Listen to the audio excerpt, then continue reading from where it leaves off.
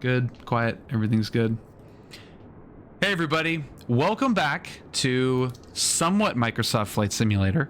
And this is going to be a different video today because it's going to be addressing a couple of topics all at the same time. Just to not bury the lead, you know, my channel has been around for a very long time, relatively speaking, and I've really done not much else other than fly in either X-Plane or Microsoft Flight Simulator on PilotEdge. Recently, as of really, my week is a blur. Yesterday, the day before, I am taking a step back from flying on PilotEdge for a while, as well as interacting on the PilotEdge Discord, which I had been relatively active in for a number of years. So I felt like, you know, I didn't want to make this a dramatic thing. You know, I'm quitting PilotEdge, and you know, I'm quitting a subscription network, and like anybody really cares. So I don't want it to be dramatic. I want it to be very open, but because I have spent years and years promoting PilotEdge, I felt that it was necessary to explain why I will probably not be flying on the PilotEdge network for a while. I don't know for how long. It might be a couple of weeks, might be a month, might be a few months. I'm not sure yet. But I felt like, given how much I've promoted it, that it was worthy to discuss why I'm taking a step back. And I'm going to take this very methodically. So this is my day job, in case anybody wanted to know. I talk on camera at this chair with this microphone, with all this, every single day to a bunch of different people in the advertising industry.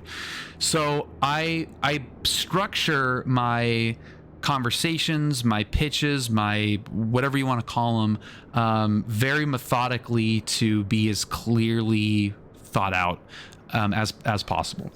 And as I'm explaining how clear I want to be, I'm being very vague and clunky at explaining this. So I've organized this in my head to explain it and give it as much clarity as possible to everyone that's listening, to understand what issues I had with what occurred, and talk about some of the nuances about what happened, why it happened, and why I'm having this reaction that I'm having regarding what happened. And I don't want to like get too into it right now, because I'm going to kind of take it into chunks. So the first thing I'm going to do is tell you why I am leaving, or not leaving, why I'm taking a step back from PilotEdge. The actual thing that pushed me over the top, the actual incident. I'm going to explain why I think it's I'm going to explain why it gave me the reaction that it did, and then get into the nuances of the case that I was trying to make, because I think it's an important topic that is completely separate really from anything that's, again, causing me to step away from PilotEdge. And just for everyone watching on YouTube, I am going to be reading some comments, because I do want live feedback on this. I've been in flight sims for years, took a year break, and now I'm getting back into it. What's the point of PilotEdge? Microsoft Online Plane seems fine to me. So PilotEdge, to just like set the stage for what it actually is an online air traffic control network. It saved me thousands of dollars. It's awesome. The people are great. It's one-to-one replication of the national airspace within your flight simulator. So within the coverage area that they provide, you treat it exactly as you would in real life. So you get out your charts, you look at what frequency you should be on, you dial that frequency, and you talk exactly how you would in the real world. Saved me a bunch of time learning those concepts in the real world, and it is a fantastic service. So that is a good segue into what happened that caused me to have the reaction that I did, and causing me to step away. I am going to admit here that I am being overly dramatic. I am probably in the wrong. PilotEdge is probably in the right, and I am being slightly irrational and emotional in my response to this. I recognize that, and I'll explain, I think, why I'm having that reaction, but it is the honest reaction. My honest gut feeling is that I needed to leave the PilotEdge Discord and suspend my subscription. It's a paid service too, by the way. Suspend my subscription because of this incident. So I have redacted the conversation from the PilotEdge Discord server. I have saved it. I redacted everybody that was involved, so there's no usernames on there. And again, I am going to be very critical of a certain individual that's on that Discord, because it's kind of the basis for my emotional response. But I just want to be very clear, I am in no way going through this to attack anybody, or like publicly call out anybody necessarily.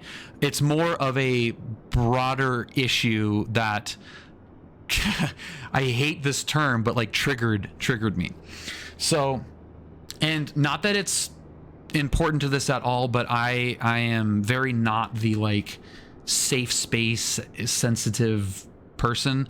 But there's just some things here that happened that I was very displeased with. So, okay. So first is what pushed me over to cause me to take a step back.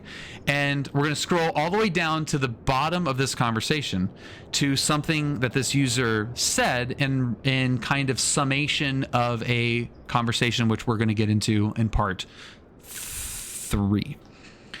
And that was degrading a conversation to an attitude and language, and I don't want to say personal attacks, but in a very immature manner. This person made their identity kind of be known, so I have a general idea of age and whatever. So the lack of maturity does not align with this person's perceived age. So I didn't redact the word because I didn't want to be that dramatic. Are these clients of P, or is staff involved? Staff is involved. So the summation of it was, and we'll get into the topic itself, because that's the third part of this, is I'm sorry this became a pissing war. That was not my intention. I don't know the pilot in that video. I'm simply trying to learn from it, be a better pilot myself. I did learn from this and will absolutely check the websites before I go to airports, but I find that practice retarded and unorganized. And then response to another user was, shit happens. After 250 hours PIC, I luckily have never had an issue because I didn't Google the web. Haha, okay, buddy, you do you. Give the FAA a middle finger and show them I rest my case. And that was to a comment that said the FAA really doesn't want to update published materials for airport-specific procedures. So that's where the culmination of this very long back and forth got to, which I then reached out to a PilotEdge moderator to ask, like, hey, language being used here, the attitude as like on the tail end of the really bad bad take, I guess, the really like dangerous attitudes that were presented, which we'll kind of touch on a lot of them, all of that culminating in that attitude and language in a very like friendly, promoting learning environment, I felt was absolutely uncalled for, and didn't want to be a part of somebody that acted like that as a result of something that we'll get into. In my mind, he was completely completely wrong about. So that pissed me off. The PilotEdge moderator said that they didn't think it constituted a ban, that it didn't divulge into something that they felt constituted a ban. I said, okay, that's fine. Yeah, PE is about making mistakes, 100%. But we'll get into the particulars of it. So I said, look, if you don't want to ban, I get it. That's maybe a little bit dramatic, but at least publicly reprimand that type of language, because conversations between adults in a very serious topic should not divulge into that to that type of language. And like, look, I use politically incorrect language all the time, to the point that it's like part of my vocabulary. Okay. Like we were just playing, like, here's the, that's bad. I mean, South Park, It's Always Sunny, Superbad. These are some of my favorite movies and TV shows. I have a vulgar sense of humor. I think language is twisted in a lot of terrible ways, but that just didn't sit well with me. And I know personally that there are some people that have learning disabilities that use PilotEdge because they can't get a medical, and that's their only outlet. They have learning disabilities, they have hearing, they have verbal, they have cognitive disabilities.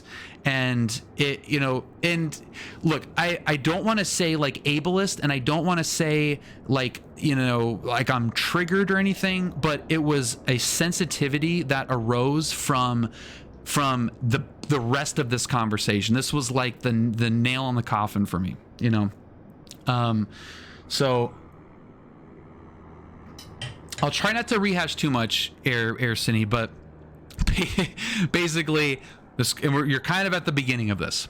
So the response I got back from the PilotEdge moderator, who I love, I will have a beer with him right now. I genuinely like this person immensely. If you're listening, and you are, I genuinely love you, and it was I respect the take, but what was essentially said is, and PilotEdge has since made it clear that this is not the case officially, but what was said was, if the person was reprimanded or removed, they were a subscriber and they didn't want, this wasn't severe enough to have a subscriber leave and potentially badmouth PilotEdge.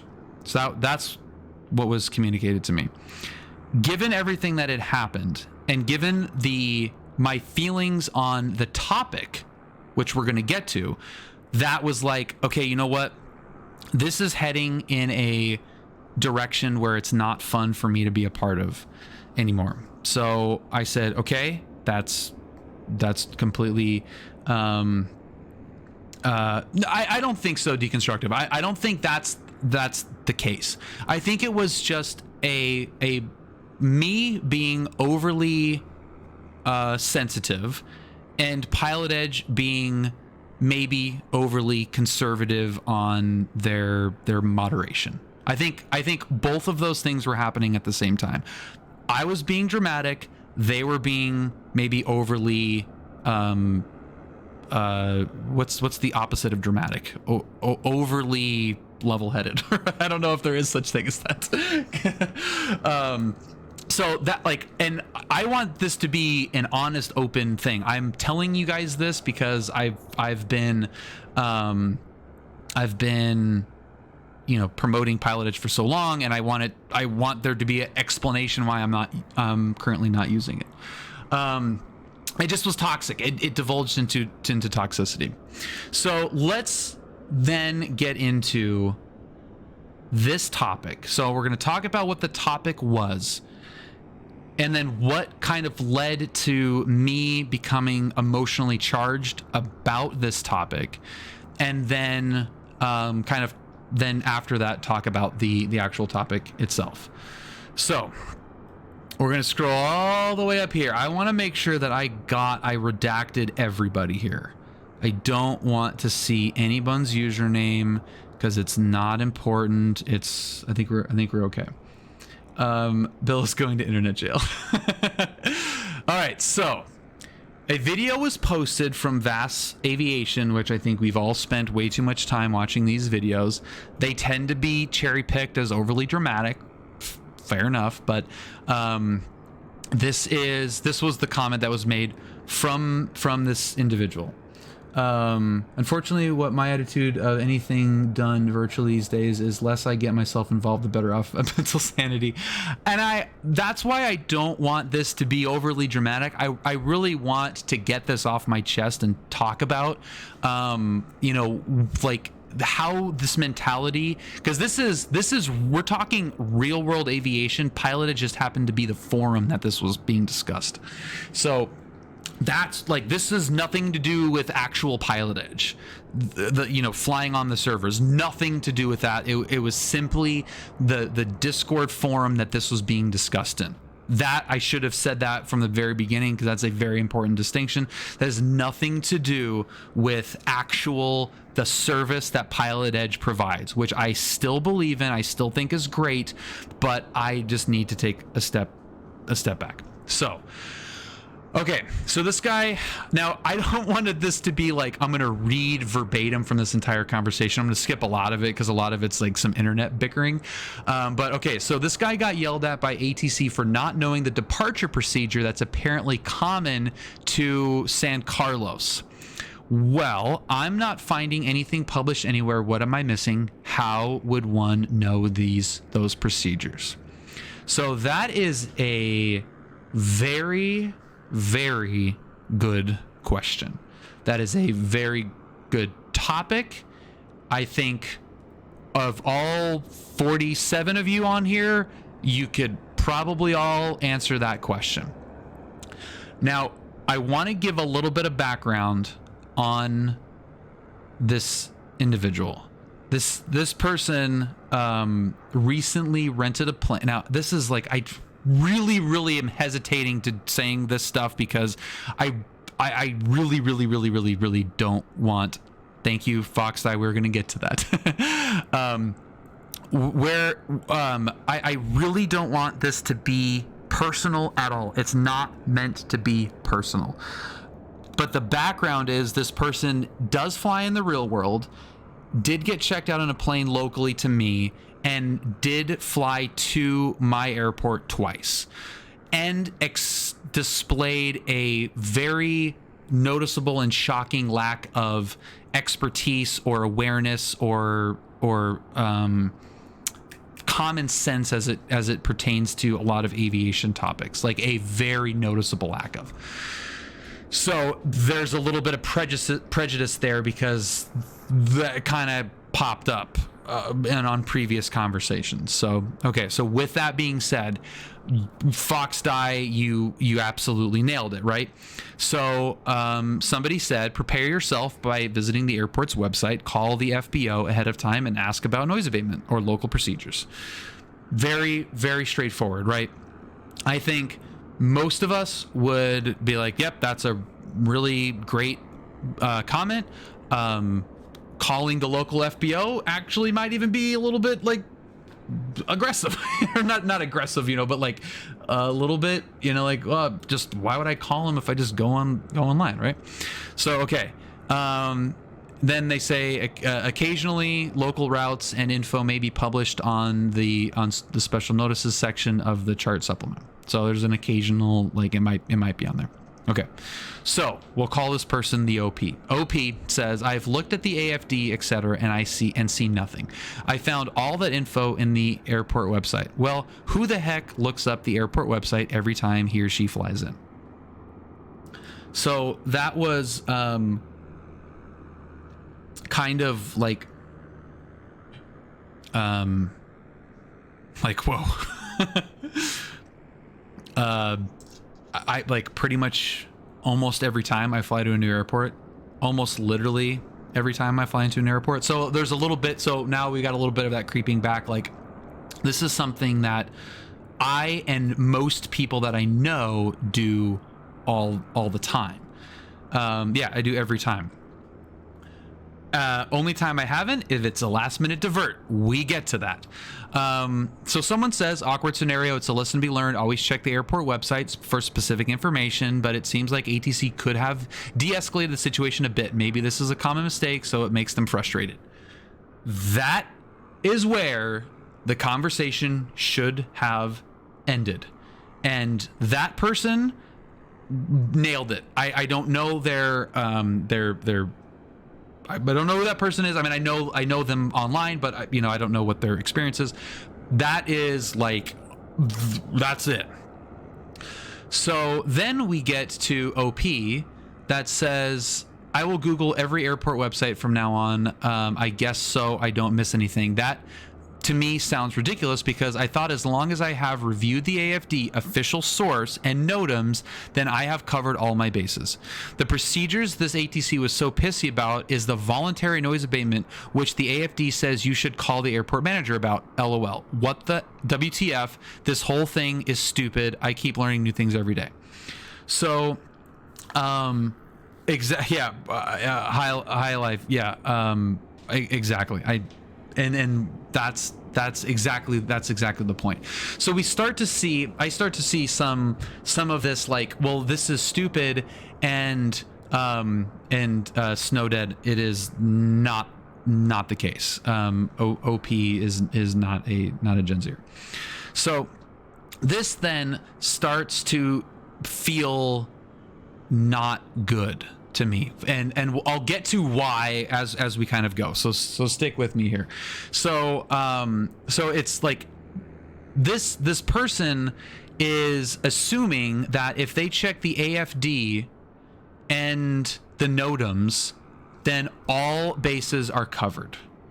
That was the red flag and the trigger to me that made me not happy. And we'll get to kind of the background of why that is, but that is such a dangerous thing. And unfortunately, and this is why I don't want this to be a personal attack on the OP, but that is a feeling that is common in aviation right now. If it's not on ForeFlight, then it doesn't exist. There's been a laziness that's crept in gathering information about a flight that is noticeable in the industry. That is not me saying that as some longtime industry, like, whatever. I haven't been in the industry that long, but that is coming from people that have been talking about this specific scenario. So I've got like a little Illuminati crew off in the back room. That's FAA, ATC, blah, blah, blah people that, we kind of have little, it's like my little group that I talk about, kind of sensitive things about, but, trust their opinion. And I hope to have some of them join after they finish dinner to talk about their side of this. So, and they say, then that's what they say. ATC, FAA, they say that pilots have become lazy about how they gather information pertaining to the flight. Whatever the regulation is, someone can put it in the chat. 61-115 or whatever it is, knowing all available information for a flight. There is vagueness in that for a reason. It doesn't say all official or all unofficial or everything, or you need to do a dissertation before every time you fly, but it's all available important information for the flight. And that is, I go on Google Earth, I look at Google Maps, I call the FBO. I am not ashamed of flying into someplace new and wanting to be comfortable about how I fly in there. I almost every time I go to a new airport, I fly to it on PilotEdge, in the simulator every single time. Yeah, even fly it in the sim. Yeah, thanks, Hawks. So I don't want to leave any stone unturned, particularly when going to a new airport. Now, if it's not a new airport, if I'm going to a known route or just doing like my usual fly down to Dana Point, I have my iPad with me. There have been so many times where I don't use anything. I don't have anything out. I don't use it at all. I look outside. I don't write down my clearance at a John Wayne. I don't write down the frequencies. I don't do anything. All right, Marshall, thanks, man. Like that's you know, like it's not every single situation. Bird, whoa, buddy. Bill 4L, send it. There's a member of the Illuminati right there. Flag Monkey, thank you so much for 32 months. Appreciate that, man. Hope dinner is going well, and I hope that you can join here in a little bit as we kind of get through this crap.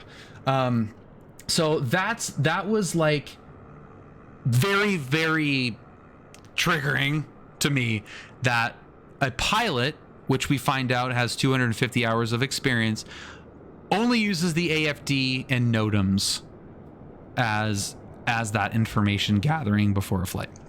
So a little context, take it with a grain of salt, but San Carlos has work conditions. Okay, so we'll skip that.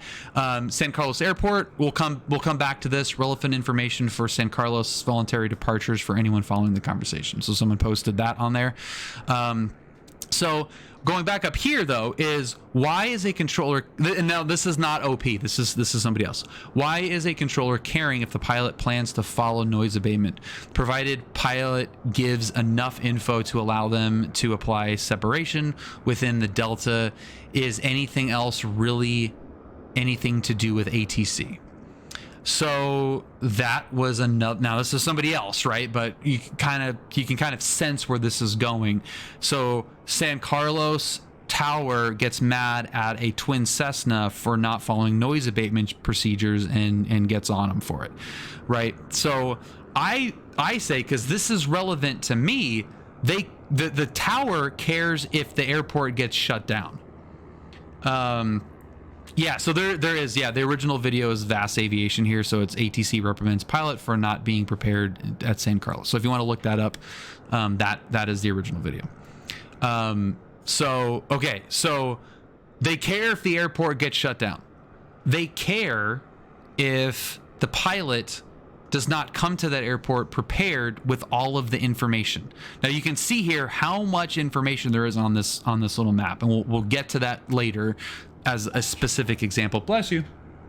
But there's a lot of good information there, right? So ATC probably has dealt with so many people, like somebody commented above, that don't follow the procedures, and it's a clear indication that they didn't look at the available information. Who's heard of rock stars that have ridiculous things in their rider? And if you don't know what a rider is, it's the list of things, the list of demands. It's the ransom note for the venue. It's a list of things that a rock star or celebrity or whatever wants in the green room before an event. It's called a rider. Julia used to do it all the time at the stadium for celebrities and rock stars and concerts and all that kind of stuff. Green M&Ms, right? Why do rock stars, why do managers say, I want only green M&Ms? And they put that in the rider. They put it down in the rider. They say green M&Ms. They make somebody go in there and pick out all the green M&Ms and put it in a bowl. Do they really give an S if they have all green M&Ms? No. Orange M&Ms are fine. There's no flavor in M&Ms. Why do they do that? They do it because it's an indicator. Immediately as you walk in the room, if you look at that table and see a bowl full of green M&Ms, somebody paid attention. Someone read the rider, saw green M&Ms, and did it. It's an indicator. And this isn't just like a made up, this was an actual, where that story came from, this is a common practice. If you walk into that room and there is a mixed color, all the M&Ms in the bowl, they didn't pay attention. They did not read the rider thoroughly. They didn't pay attention. So what else did they miss? You're on alert for other things that they may have missed. So that's really, I think, what's happening with some of these air traffic controllers that have these procedures that, yes, are not regulation, but it's an indicator beyond just the airport, the municipality that the airport's in being hostile to airports. I guarantee you San Carlos is fighting the county and the city every freaking day about its existence. Because of noise, because of pollution, because of whatever the hell else. Usually it's noise. Hey, bird. Whoa, buddy. Man, it has been a while. Good to see you again. Fly with Rookie, thank you so much for 15 months, man. I appreciate it. Cheers. It has been a while. Welcome. Getting into some internet drama. So that's what's happening. So my comment is they care if the airport gets shut down.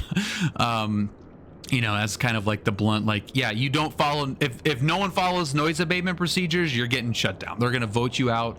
They're shutting you down. It's happened to Santa Monica. It's going to happen to other airports. It's probably going to happen to John Wayne, GA. It's probably going to happen to other airports. Van Nuys is constantly in a struggle. It's very, very common. But it's common on the corners or on the ends, right? It's not very common in rural Kansas or South Dakota or Arkansas. It's not very common. Where is it common? It's common in the Puget Sound area. It's common in the Bay Area. It's common in Southern California. It's common in Florida. It's common in the New York tri-state area. It's common in Philadelphia. It's common in all these highly dense areas. So a lot of people. So this is me responding to the OP, right? I've looked at the AFD and I see nothing. I found this. So that was this comment up here where he's like, I don't look at anything but the AFD and NOTAMs. This is stupid. This whole thing is stupid. So my response back is a lot of people look at the websites. Most airports here have noise abatement procedures that you really want to be aware of. Good custodians of general aviation. So I think these things should be, and this is the OP. I think, oh no, sorry, this is not OP. I think these things should be printed and published in the AFD instead of a website, just like at SNA they have specific. Oh no, this is OP. Hey, bird. Whoa, buddy. Coming at you from the RV. I'm out camping. Hope you're doing well, Bill. Flight X52, thank you so much, man, for 12 months. I appreciate that, dude. Coming in from the RV. Okay, Flying Monkey is good to go. And Sim Caesar. Perfect timing. Sim Caesar, thank you so much for the raid of 79 people. Just in time for all the drama. That's awesome. Hello, everyone. Hello, Peter. Scott, thank you for following. Pezzy, thank you for following. What's up, guys? Hello, everyone. So just watch the video. So the OP in the Discord is actually no, it's not actually the pilot in the video. He just saw the video and is commenting on how you know what the procedures are because it's not in the AFD. Buddy. Yes. So, okay, yeah, Ro, that is a very valid point. I agree. Cold Nebo, thank you so much. Okay, so to get everyone caught up on the tiny bit of drama, Peter, thank you for the 69 bits. Hilarious. So to catch you up on the drama, I am taking a extended break from PilotEdge. So I have suspended my account and left the Discord, and we're talking about why. So to get everybody caught up here, I'll kind of do a little recap. So this video was posted on a twin Cessna being reprimanded for not following noise abatement procedures from out of San Carlos. What's up, Scott? Yeah, and it's good. It's a good thing to take. It's a good thing to take a break. The timing of it's fine. So here's there's many parts of this. You guys missed my preamble, which I'll try to summarize as best as possible. So we had this very long conversation that a lot of very concerning things came up during. That I had a extremely strong and potentially overly dramatic and irrational response to. Okay, full disclosure, I am probably in the wrong. PilotEdge is probably in the right, but this is my honest assessment, and it highlights a couple of topics that I think are very, very important to aviation that kind of prompted all of this to happen. So this conversation of something that is very innocuous and common practice kind of stuff, and very much so, like how do you not know that, divulged into the original poster, the OP, saying, I did learn from this and absolutely will check websites. So this was about like checking airport websites. That's kind of like the conversation in a nutshell. Didn't know that you needed to do that, whatever. And there's some other stuff which we'll go into, but it says, I will absolutely check websites before I go to airports, but I find that practice retarded and unorganized. Shit happens after this is a 250-hour private pilot, PIC. I luckily have never had an issue because I didn't Google the web. And then someone says, talking about the FAA updating published material for untowered airports, that the FAA doesn't care, and this person is following the website instead of the FAA because the FAA doesn't really focus on towered airports. So he says, okay, Bunny, you do you, give the FAA a middle finger and show them I rest my case. So the conversation divulged into calling a common practice that can save your life retarded. And that's what set me off. And like I said in my preamble before to everyone that was here at the beginning, there are handicapped people that use PilotEdge because they can't get a medical, right? Like there's people that I know are cognitively disabled, verbally disabled, that cannot fly real airplanes because of those medical issues, and use PilotEdge and Flight Simulator as an outlet. And I'm not like a ableist or word trigger, whatever, but it was the attitude of the OP that really was troubling from the beginning. And when it culminated in this, I did request, and same with VATSIM too. Yeah, a lot of disabled, physically, mentally disabled people use VATSIM for the same exact reason. Normally, I wouldn't, like, someone using the R word and dropping an S bomb would totally be fine. No, not fine, but I wouldn't. It's just the internet, and who cares? But it was like what transpired before, which we'll get into, that really was like, okay, that's what put me over the edge. So I contacted a PilotEdge moderator who I still love. He's great. Love him. But the response was, didn't say anything that warranted a ban from the Discord, and didn't say anything that warranted a public reprimand of that language, in fear of they would cancel their subscription and flame PilotEdge. I thought that was a very bad decision. Now, when I said I think I'm wrong and PilotEdge is probably right, is that, yeah, it probably isn't that big of a deal. But I'll get into why, to me, I feel like it is a big deal, because it's the mentality that led us to this part that really bothers me.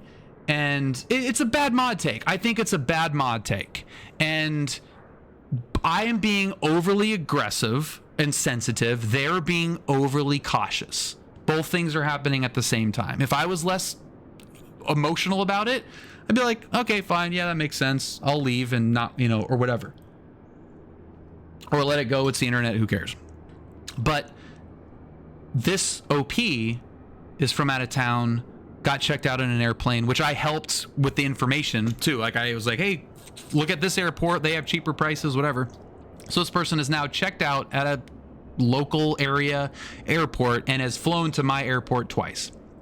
So, and admitted to mistakes earlier on in doing that There's some backstory. I've got some baggage with this thing, right? So, okay, let's go. So that's what prompted me to say, all right, I'm out. I will, suspend my, subscription and, kind of move on. And I'm saying this to you not to say anything negative about PilotEdge. Yes, it was a bad mod take, but like whatever. I love the guy, like the guy that made the call, like, and PilotEdge and everyone involved. I love them all. They're not in the wrong. None of them are bad people. In fact, they're all fantastic people. The service is great. What they actually do is great. This is me being emotionally annoying and annoyed and kind of taking it out on the forum in which this happened. So that is the background of it. And I want to take full responsibility, and I want to let it be known that I saved thousands of dollars by subscribing to PilotEdge. In the training, the training words. I've been sitting here since 7:30 in the morning, so this is my 12 and a half hour sitting in this chair doing the same thing. So okay, real quick. OP posts this: Twin Cessna noise abatement gets yelled at by San Carlos. Says, okay, this guy gets yelled at. Procedure that's apparently common to San Carlos. I'm not finding anything published anywhere. What am I missing? How would one know the noise abatement procedures? Altogether, how would you find out the noise abatement procedures for an airport?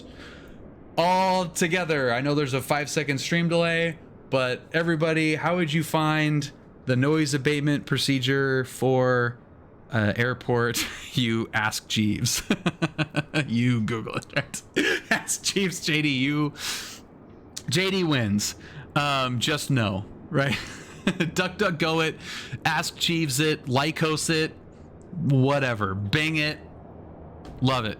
So prepare yourself by visiting the airport's website or call the FBO ahead of time. Right? Great answer. Love it. Perfect. Occasionally, local procedures and info might be published on special notices section of the chart supplement. Also, great. Cool. So, Hi. Hi. What's up, Mr. 26.2? So Alta Vista is another good one. Thank you. So, okay. So OP says, I have looked at the AFD and I see nothing. I found all that information on the airport website. Well, who the heck looks up airport websites every time he or she flies in? Answer, everybody, every time. Everyone does that all the time. Awkward. So this is where it should have been, where it should have ended. Awkward scenario there. It's a lesson learned. Always check the airport website for specific information, but it seems like ATC could have de-escalated the situation a bit. Maybe this is a common mistake, so it makes them frustrated.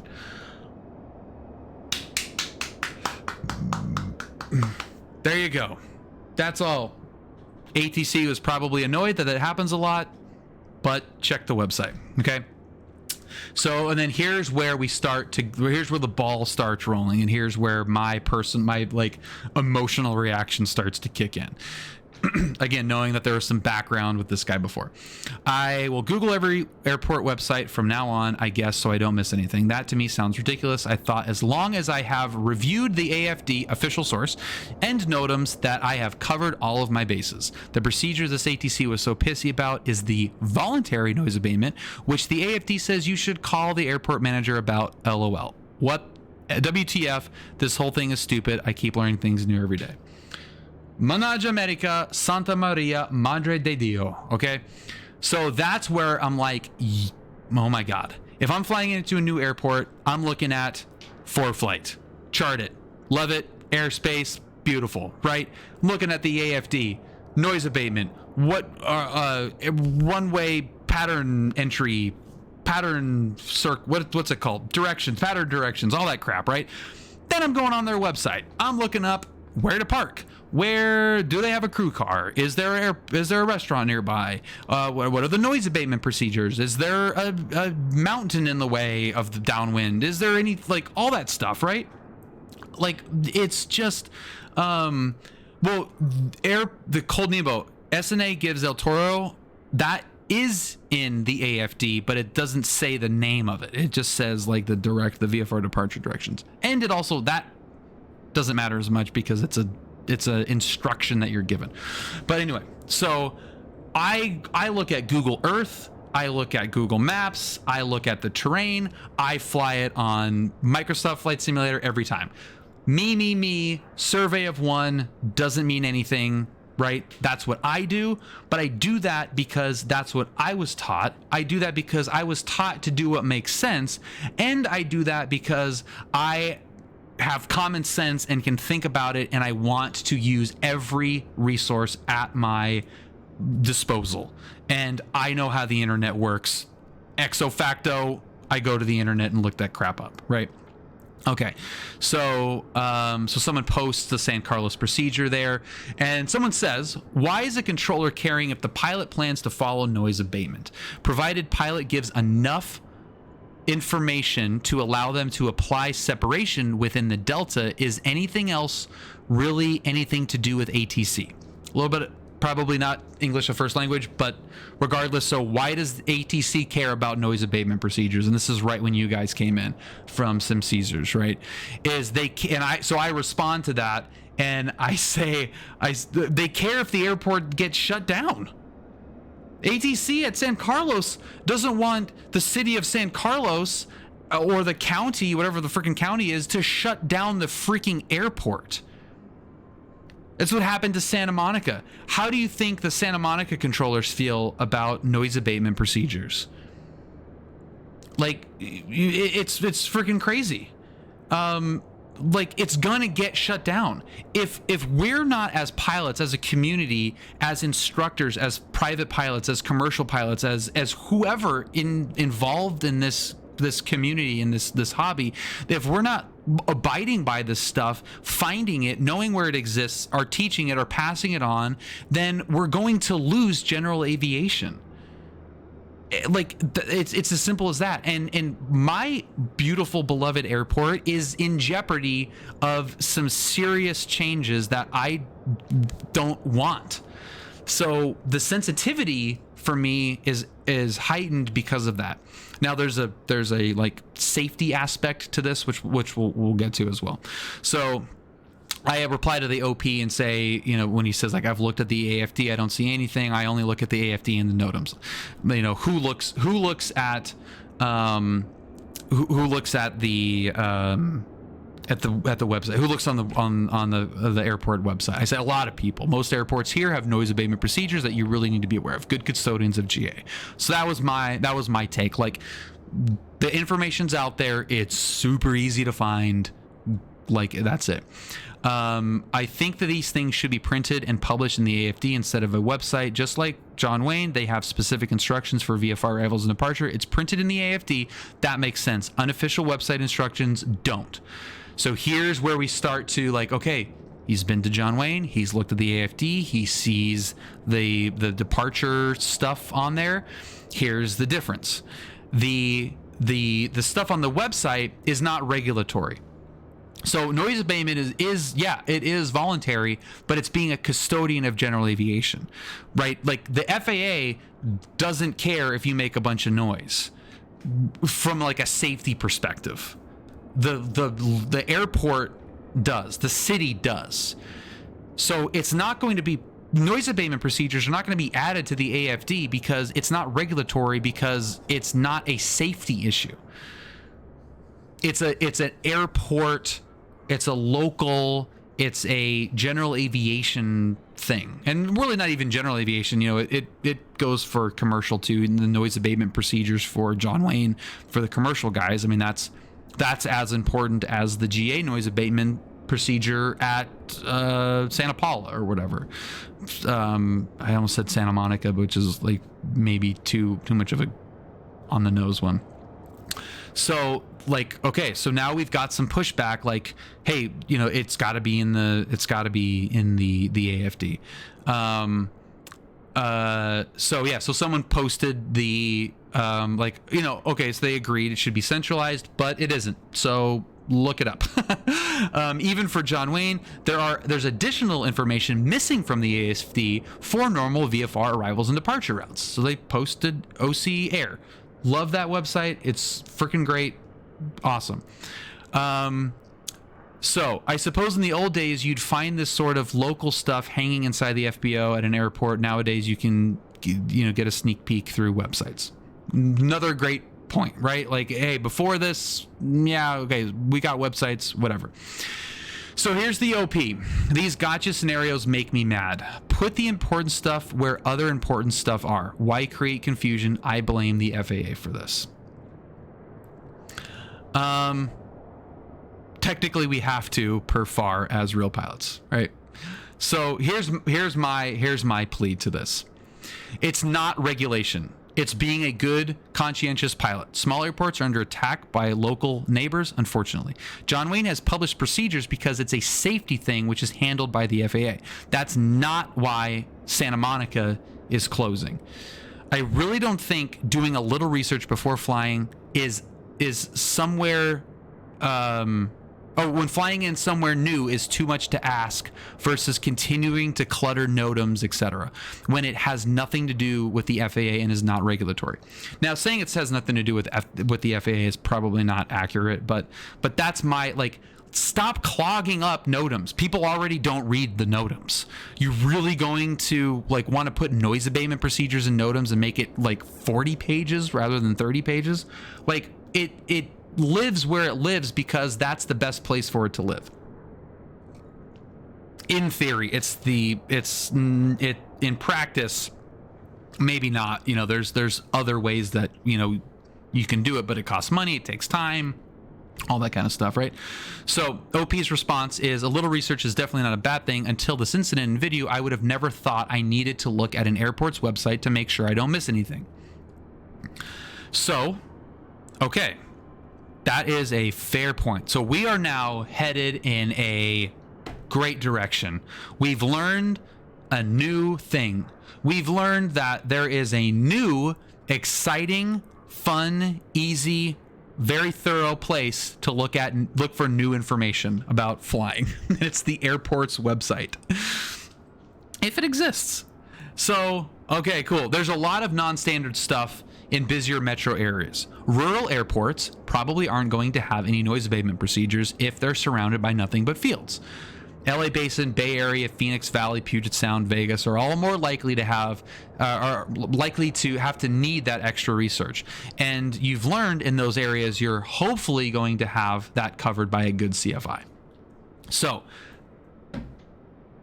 through the giving of information previously, I happen to know that this was a pilot from a rural area where noise abatement probably is not a thing, and therefore probably the CFIs don't really say, hey, when you're flying into Bob's Cornfield Municipal Airport, you don't need to look at noise abatement procedures because there's a bunch of cows. Now, I don't mean that in a derogatory way at all. I mean it to highlight, like, literally you're flying over fields, over cows, and there's no noise abatement because there's no town, there's no people. It doesn't exist, right? Go fly in southern Iowa or Indiana or Kansas, or like these airports are surrounded by a bunch of fields. It's more rural. Cows have hearing too. Now you go on either coast and you're going to have a lot more general aviation and beyond airports that are in and around residential areas. And we do that up here, but we all know the one farmer that flips out.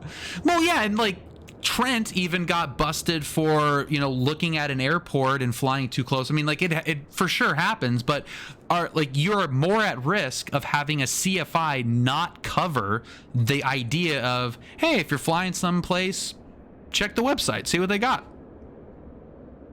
Crew car, where to park, what the ramp fees are, what the overnight fees are. There's a bunch of stuff on there, right? But if you're in an area where it's just kind of not a thing, you're probably not going to have that. So cool, he's checked out here, and and like should know. It's good that he's now finding out that go on to the website and look up these procedures if you're checked out in Southern California and you're going to be flying to these airports. We're going to get to how that's not the case. Okay. The point is, if I'm flying long cross country into areas and airports far from my local area, it would be much easier to know what I shouldn't do if the pertinent information is in the AFD versus a website. Website information and directions regarding flights makes zero sense to me, honestly. So now I'm like, okay, great. So he wants everything on ForeFlight in the AFD, so if he's flying across country, he doesn't have to look it up. Thank you, Scott. Thank you, Scott. Hopefully it comes off as like it's it's a serious topic and the internet's the internet, but thank you. I appreciate that. And I thank you. And I am Zero Faye, thank you for joining. I am 100% admitting fault in a lot of this. I was dramatic. I was, like a little bit hair trigger on like, okay, this guy said retarded and shit, get him out of here. Like, that's like probably PilotEdge was like, nah, dude, that's not enough. Like, yeah, he's an idiot, or yeah, he's making wrong calls, or yeah, that's stupid, but like, we're not going to boot him. Okay, fine. If you're not going to boot him, then at least call him out. No, if he leaves, we don't want him to flame us. Like, that's like, I understand that I'm being dramatic. Somebody else says, like, I didn't watch the video, but getting corrected by controller isn't the end of the world. This, with this kind of stuff, transient on a cross country is not going to know local procedures. Do your best when flying to a new airport, but I think you're worrying a little too much about it. So, okay, that's totally fine. I think it would help if ForeFlight had a section for it, because if you're on a long cross country and need to divert, you are expected to get the noise abatement procedure in the air. Not necessarily. And we like talk about that, Ben.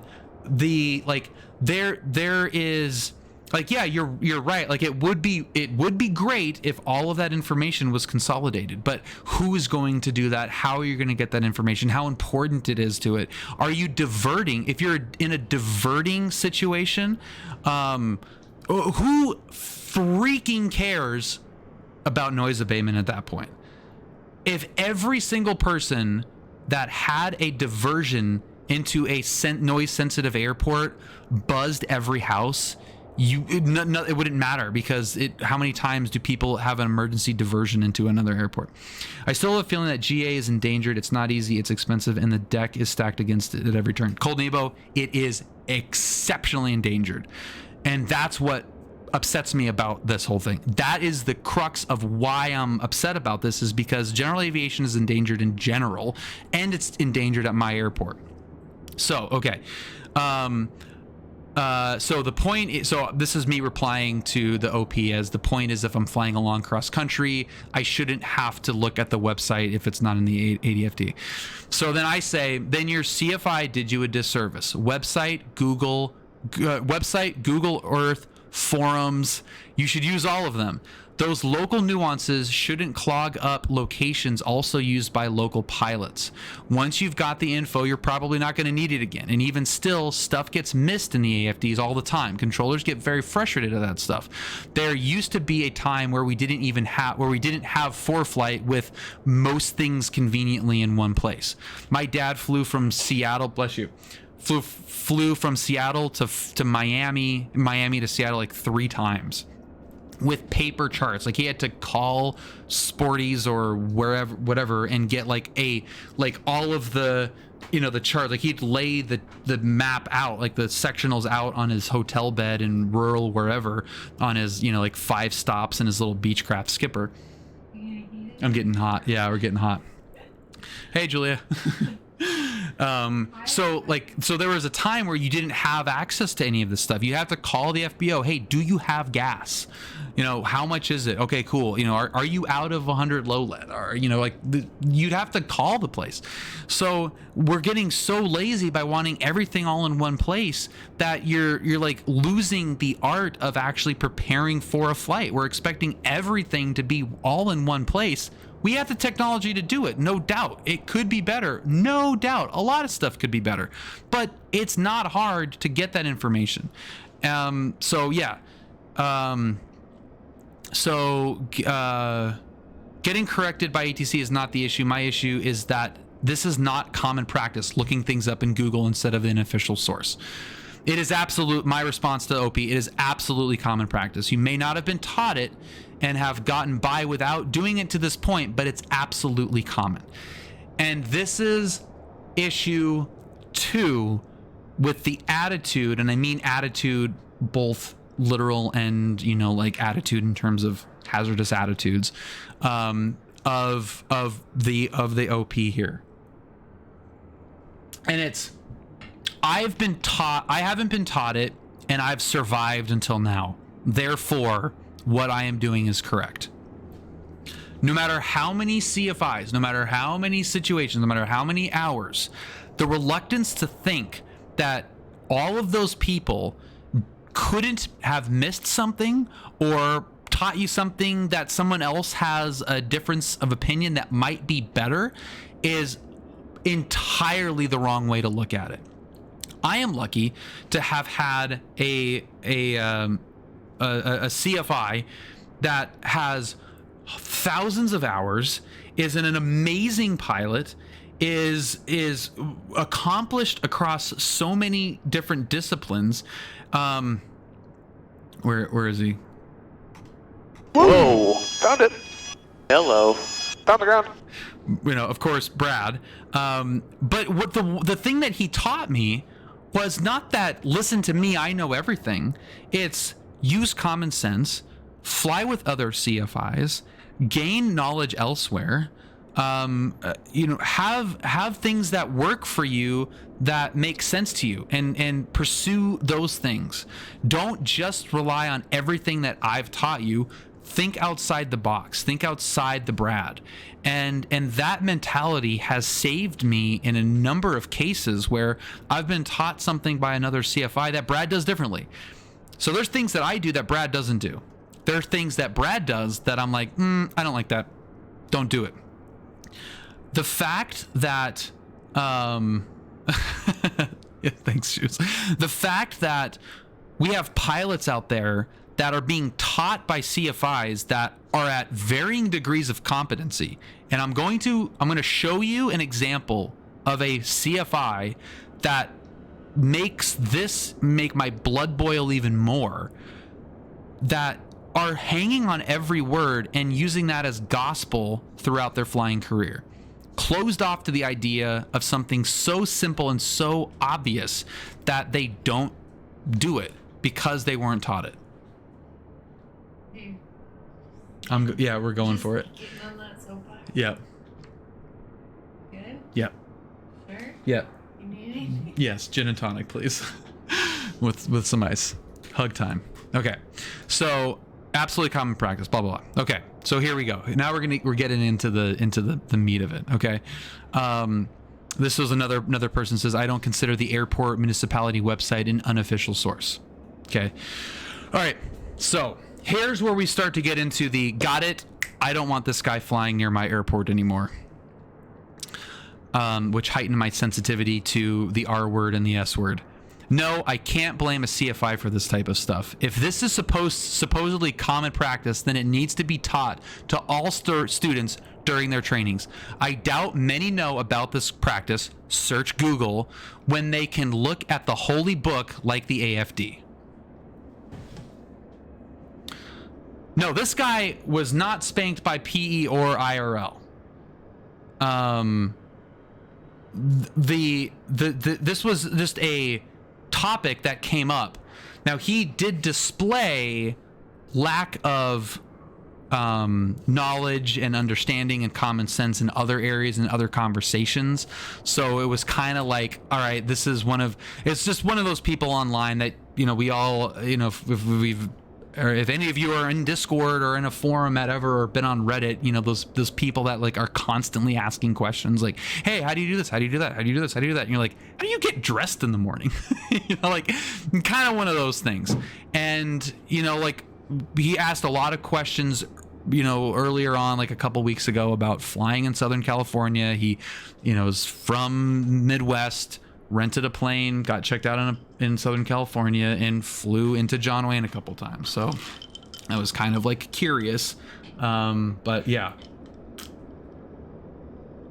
Yeah, San Carlos is like a total bitch. I get the impression that where you stand is that PE is enabling this mindset instead of correcting it, considering they are a learning network. Hawks, yeah, but it was where the conversation divulged into derogatory language as kind of like okay, I'm gonna use, I don't mean this really, but I can't think of a better way to say it. We have someone that I am afraid to be around from a safety perspective, then saying something that is derogatory and using language and being disrespectful as like okay, don't want to be involved with this guy, and he said something disrespectful, no place for it, get it out. And PilotEdge took the didn't do that, didn't remove him, or didn't like publicly reprimand him. My hope was like, okay, if they say, hey, no need to use that language, this, knock it off, that he may, leave himself, and which is kind of like the best case scenario, really. That's happened in my Discord a handful of times where like you slap somebody down for saying something inappropriate and they just leave themselves, right? As opposed to banning somebody, which we've also moderated people out for, kind of shaky reasons because they were hazardous. Yeah, I didn't think it was a bad thing, but again, I am willing to admit that I was overly dramatic, and I am also kind of feeling that PilotEdge was a little overly protective. But anyway, so the holy book of the AFD, right? It is okay, for people that are just joining, as a longtime PilotEdge user and advocate for them, I still am. The service is great. I hope that if you're not subscribed to PilotEdge now, you give it a shot. Use the trial. If you like it, subscribe. It makes flight simulation amazing. It's great service. But I had a difference of opinion on a topic, and it was an emotional response that I needed to step away. And I wanted, because I've been so almost called a shill for PilotEdge for so many years, I felt it was necessary to address the topic head on as to why I will not be flying on PilotEdge for the near future. I agree with you, except I don't think it matters that you got emotional. Well, I appreciate that. I think I need to call attention to the fact that I got emotional, because if you think like, well, that's a little bit dramatic, that's a little bit, yeah, okay, so the guy said, called something he didn't agree with retarded. Like, does he really need to be banned? But it's my rationale for it was because I am because of kind of what had transpired before. So, but yeah, thank you. But censorship almost never leads to good outcome. The best response to bad ideas is open critique of them and presentation of good ideas. And I agree, Noir, I 100% agree. And it was not about a difference of opinion with actually like Googling stuff or not Googling stuff.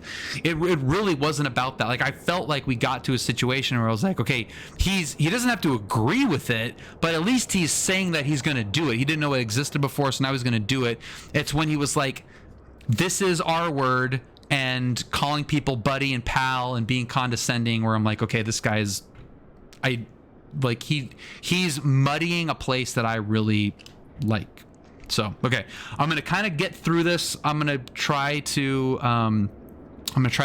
monitor chat, but I don't want to get too far behind here. So all right, so can't blame CFI for this. It's if it's supposedly common practice, it needs to be taught to all students during the trainings. So that's just like, not everything is taught to all students. Like, it's just, there's localized things with flight training. If you live in an area where the like surrounding 4 states have not a single airport with an airport website because they're all very, very small. Like, why would you continue to add to a list of things that CFIs need to learn or need to teach? It's like a common sense thing, right? So that was like another part. I'm starting to get hot here. That was like another component where it's just like, okay, so there's like a serious gap in like understanding of how this whole thing fits together. And again, you've flown to my airport twice and intend to again. This is scary to me. So I say this is a bad take on that. That's a little bit snippy response. It should be taught, and there are plenty of other things CFIs don't teach and should. Right? Like, yeah, it should be taught. Everyone should be said, hey, by the way, like it's not on the I can't even remember what it's called, ACS or whatever it's called, as like a make sure your steep turns are at 45 and blah blah blah, make sure you know how to Google a website. No, like it's a hey, oh, by the way, Google the airport website, a lot of cool stuff in there. Awesome, great. But there's other things that the FAA does not teach, that they should. Like, there's stuff that's missed all the time. So it's just like to add to that, or to assume that because something wasn't taught that like it shouldn't have been, or it needs to be official for it to should be whatever. So then okay, so OP says, how did people obtain this stuff when we didn't have websites? Okay. But before, about the holy book thing, somebody who I really like says the holy book, like the AFD, that attitude is where the problem lies. There has, so he goes on, but I thought that was like that calls to attention, like a mindset that is potentially problematic across aviation. So listen to this. This I thought was kind of funny. This is where it went from like, okay, you weren't taught something, now you know it, to like, oh, we've got a live one here. Okay, so OP, how did people attain this stuff when we didn't have websites? And again, I talked about my dad who flew literally cross country, like Seattle, Miami, multiple times, and he horror stories about what you have to do in order to do that in the early 80s, right? And I said, you'd have to call. Like, you just call the airport. Where are you going? You find I don't even know how you find that number. Honestly, it's probably on the chart somewhere, like the airport numbers.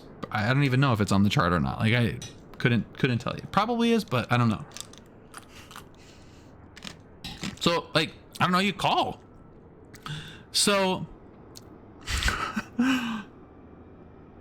on pre-internet, so no internet. Like, it's the early 80s, you're a private pilot.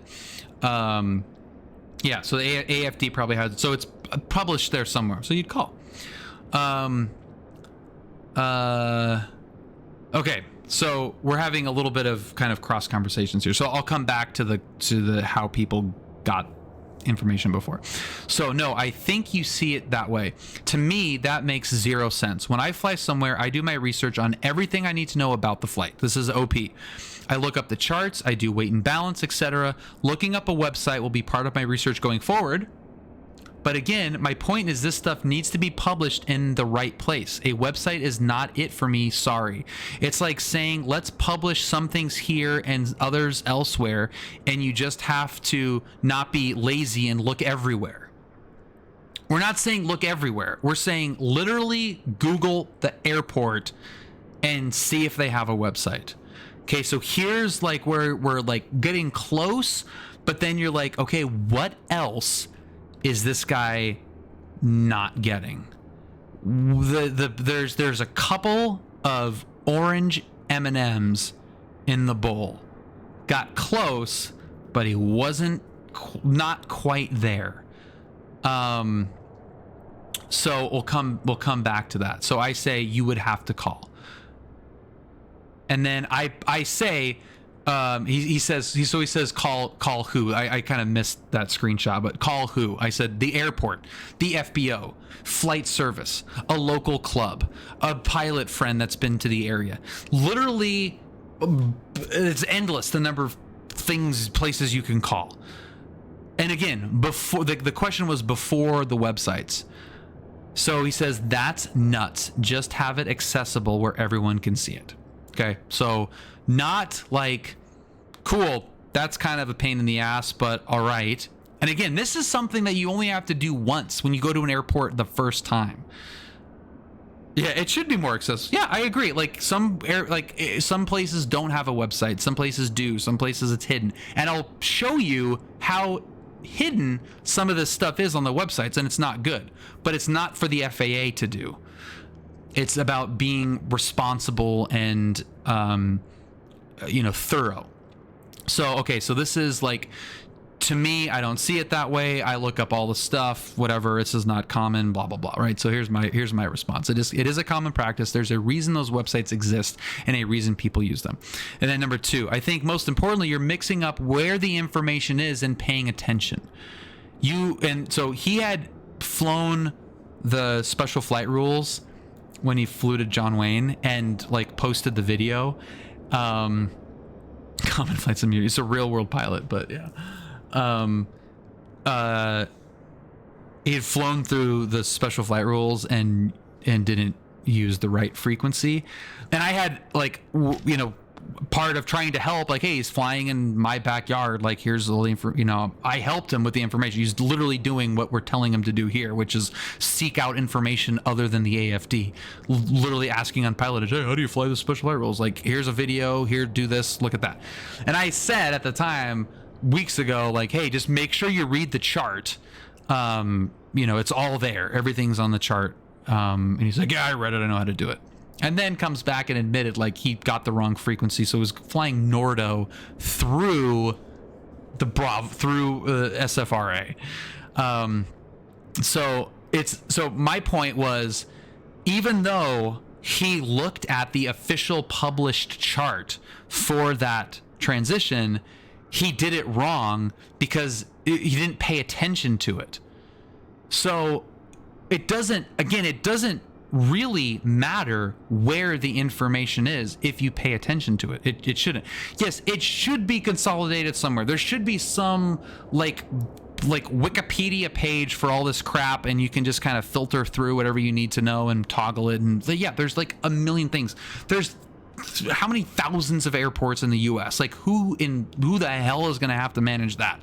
Like it's a logistic nightmare, which is why it hasn't happened.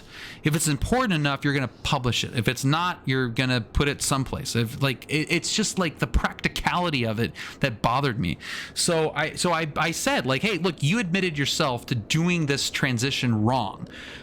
You went through one of the busiest airspaces on the planet, Nordo, because you had the wrong frequency. That frequency couldn't be any clearer on the published Holy FAA supplement, right?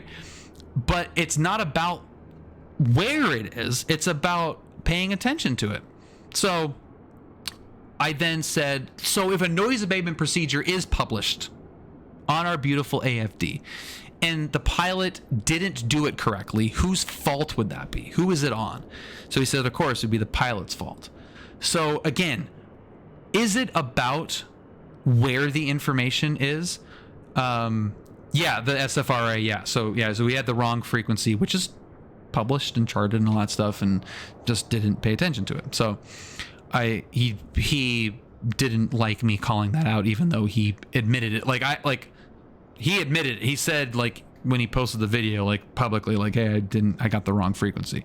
So I was transmitting to nobody. So I use that as an example. Like you yourself are saying that you only use the published stuff, and therefore that should be the Holy Bible in terms of the information. But you still miss stuff. So it doesn't matter where it's published if you don't pay attention to it.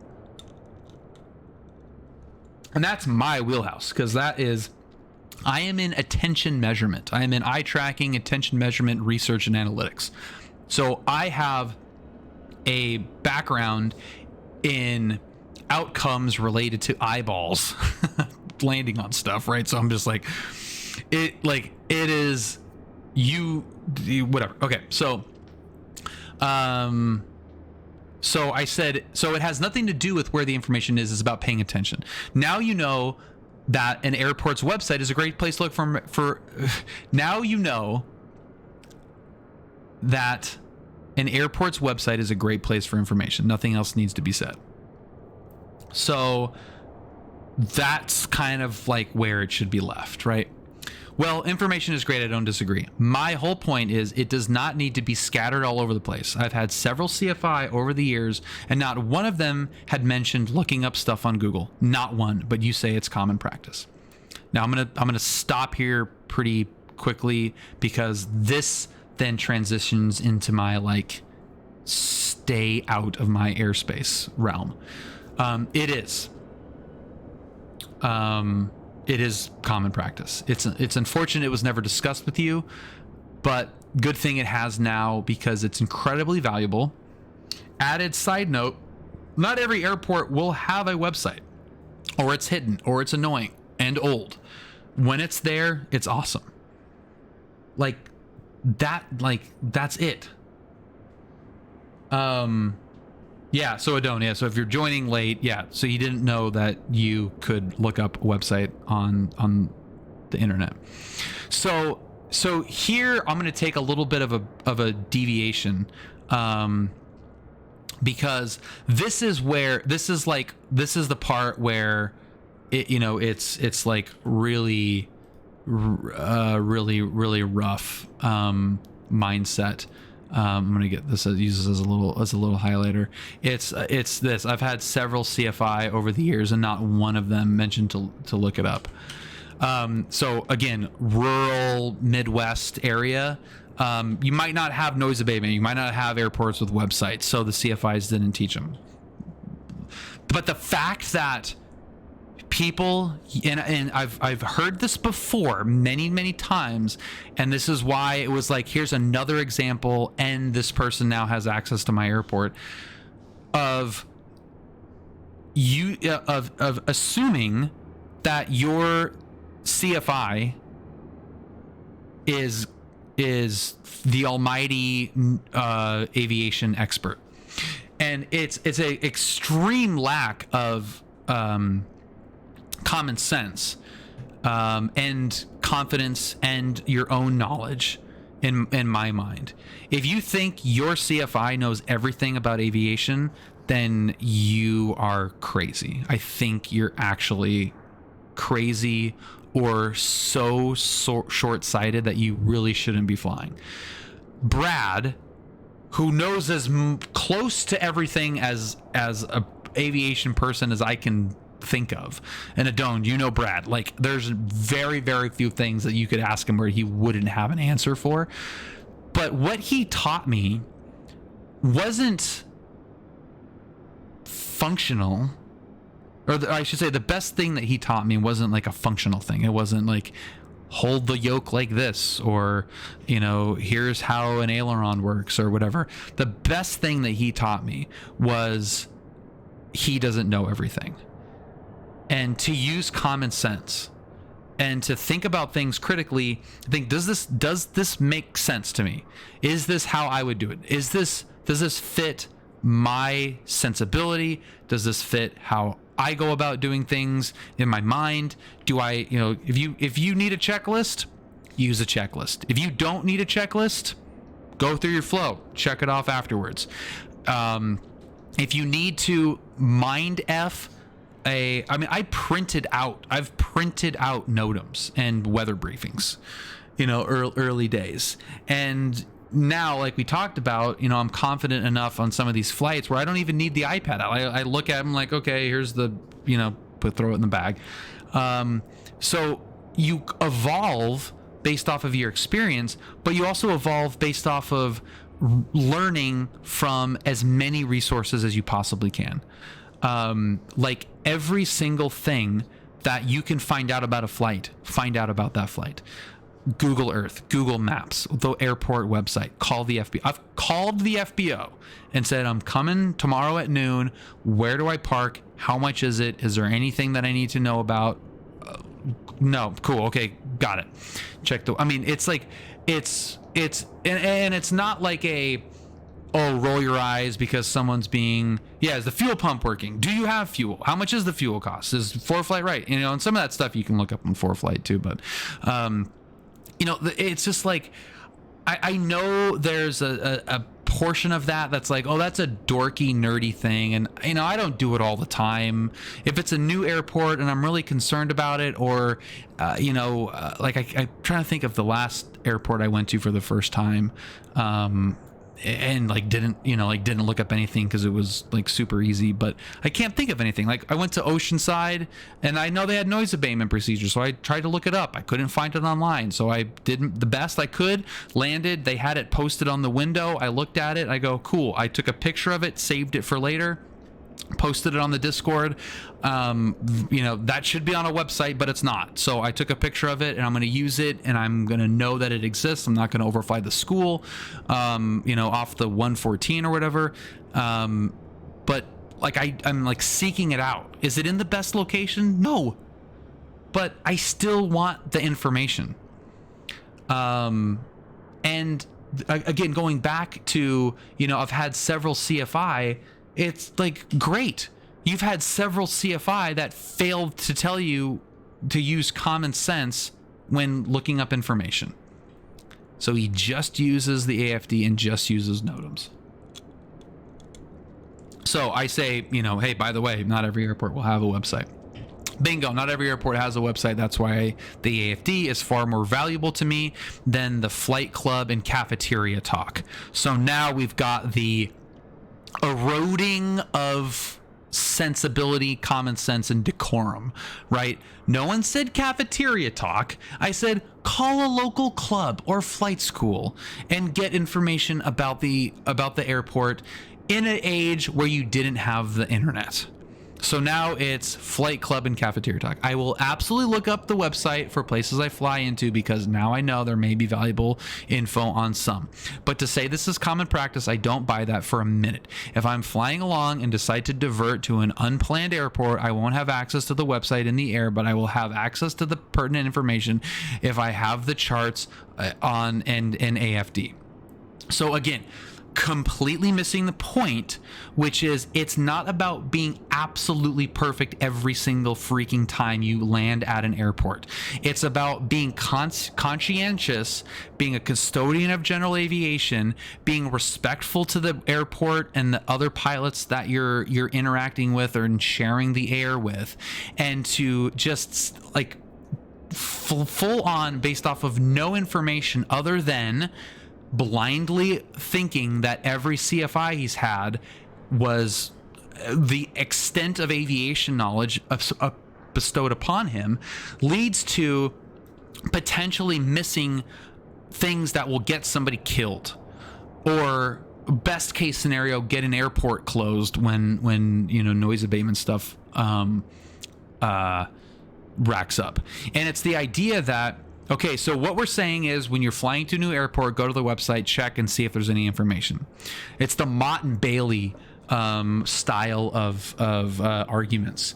And if you don't know what Mott and Bailey is, it's become very common in political discourse right now, where it's kind of an overly fancy term for gate and castle, or rampart and courtyard, where the Mott is the area between the drawbridge and the castle walls, and then you've got the castle, right? So you build this fallacy argument, and then you step back, you retreat back into your castle, you retreat back into the Bailey, and say, well, you use their argument against them because you've created this facade. This is way like out there in left field. I understand, but it's the like, you should look up information on the website, and you retreat back into the, oh, so you want me to have all the information when I divert to an airport? No one ever said that you need to have access to the airport website if you're diverting to an airport that you didn't plan on. No, you use your best judgment. You try to the best of your ability to get all the information beforehand. And then I say, this is when I start getting like a little bit rare. Man, you are taking a weird stance on this. Like, we're close, but still not there yet. No one said anything about cafeteria. You said what people did before the internet, and there were and still are many other great resources to use. No one is expecting anyone to use all of them all the time, and you're not going to fly perfectly all the time, and you're not going to have all the information you might need all the time. The point is knowing where to find information when you need to and when you can. If you divert to an airport you're unfamiliar with, you can absolutely ask the tower if there's if there's any noise abatement procedures you need to be aware of, and buy it or not, it's common. Your survey of one doesn't hold water, so you have that opinion if you want, but it's wrong, especially in the areas I listed before. So again, I am on a 2-hour rant. I understand this. Puget Sound, LA, Bay Area, New York, Florida, Miami area, Dallas, probably, like all of those areas are going to be more sensitive to noise abatement. Well, so OP says, have to disagree. That's okay. We have a difference of opinion on what's more logical. You think the information needs to be scattered everywhere, and I'm saying it needs to be concise and organized. You are trying hard to be righteous in this, and I get it. FYI, you don't have to be in radio contact with anyone while flying through the LA SFRA. That's just recommended practice and not a requirement. You want to go look at that video and see if you can find more faults.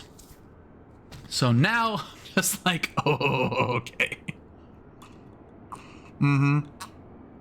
I definitely said, I want this information to be scattered. I definitely didn't say, it's all on their website. Show me where I said scattered everywhere, please. Feel free to edit all this great information in the AFD, and I'll look at that information. You were just made aware of a new resource. It should be a good thing. It's nothing more than, hey, great idea to check out an airport's website before planning to fly there.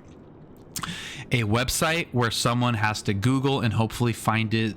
Hopefully find is scattered in my book. No one said scattered everywhere. Coming to that conclusion is pretty odd. So then I had to get like a little so I had to get in the dude. Well, that's like your opinion, man. I had to add some, like, hopefully inject some levity into that. So to my comment where you were just made aware, say yes, great. I appreciate that. That's something I'll actually do going forward. But my whole argument was that it's not a logical thing to have. The logical thing is to have it in the NOTAMs or AFD. So again, the idea that non-essential regulatory information needs to be in the AFD and NOTAMs is a fundamental lack of understanding of what is in the AFD and NOTAMs. If you can't delineate what is pre-flight research and what is actual regulatory things that you need to follow, then you're ill prepared for being a pilot. The reason, and so I'm sure I say this, like, okay, not going around in circles here, but it literally is information that doesn't need to be in the NOTAMs or AFD, which is why it's on the airport website. So because it's not in the AFD, or it's on the website because it's not in the AFD, it's not in the NOTAMs. And I know that AFD is the old term, but whatever. Like, it is very important to know what is regulatory and what is, like, being a prepared, smart, conscientious pilot, general aviation private pilot. And it is knowing where to find that information, how to find it, and being a part of the community. It's not looking at ForeFlight, hitting a tab and going, here's everything I need to know. That's what causes issues, which we're going to get into in just a second. So so I am taking a break from PilotEdge because of the mods lack of reaction of the situation. And Raul, and that's exactly right. Like, so saying that it's not required to make radio calls in the SFRA, my response to that is, I hope you never fly within my airspace ever. tell me when you're flying in Southern California, and I will make sure to not be in the air at that time. Like, that's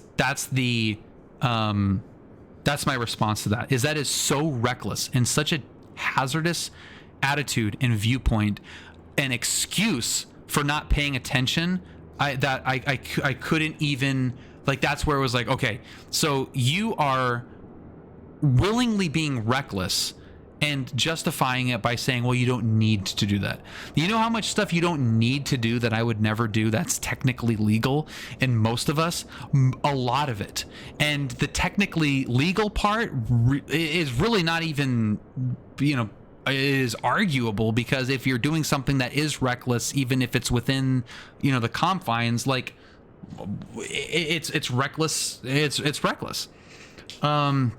So I said, okay, going around in circles, that information doesn't need to be in the NOTAMs or AFD, which is why it is on the website. So he says, you fly out of John Wayne, which happens to have a website. That's why you think this is common practice. There are far more airports without a website than ones with. LOL. So he's starting to get condescending, right? Which is kind of like, Factually, homie is 100% right. There are more airports without websites than airports with websites. And it's probably not even close. Yet he chose to fly to a bunch that did and didn't look at any of them. I wish it was Jerry. I wish I had the chance to talk to Jerry, but no. So, I do say buddy. Oh no, I don't. No, I don't. I was like, I saw my name and I was like, oh my God, did I say buddy? No, he does. Okay, all right. I was like, oh shit, did I am an asshole. Okay, so I say it doesn't need to go. It's on the website because it doesn't go in the AFD because it's not regulatory. So he says, well, that is what you think, buddy. Fortunately, you don't get to decide that. So, okay, now we're in like buddy and pal and the condescending, like it's divulged into that whole thing. And just like, what the hell is even that? it's a little comment. Yeah, I'm not your buddy, guy. So I'm just like, okay. And so I'm trying to, like, again, I am triggered by the attitude that is causing all of this, which is just a reluctance to and like just misunderstanding, misinformed, like just missed. And you fly out of John Wayne, common practice, blah, blah, blah, right? I said, I listed a half a dozen regions where it is common. Where are you from? And I happen to know where he's from because he posted his YouTube channel. I'm guessing somewhere in the middle of the country where facilities are far more simple. So you're not going to run into it as often. And then high road, thank God I took the high road now that I'm actually looking at this. Well, that's what you think, buddy. Fortunately, you don't get to decide that. I said, no, the FAA does. Like, they're the ones that decide it. So, like, it's literally the people that have decided to not include it are the ones that are the only ones that decided. So somebody else who I really like says, yeah, I fly in the east half of the country opposite of Bill and was made aware of this by my instructors. So, okay, great. Metro areas are far more... So someone claimed that, I was bashing the other people's airports or like whatever, because I said rural airports are more simple, or in the middle of the country. Now I know I know the region that I happen to know the region that he's from, so airport shaming, whatever. Yeah. And I absolutely was not airport shaming, but you want to look at Sky Vector and go middle of Kansas and look at that little untowered airport and then go to ZLA. So, like... Hey, bird. Whoa, buddy. Scott, thank you so much, man. Mine is bigger. Yeah, I mean, it's like... it's true. Like my airport's more complex and is a pain in the ass. So we have a website so you can navigate it being a pain in the ass. So that was my point, is that I'm trying to say, I am assuming you're in the place that I know you actually are in, which is why you haven't heard of this. So the reason your CFIs never told you about this is because there was no reason in your immediate vicinity to know about this.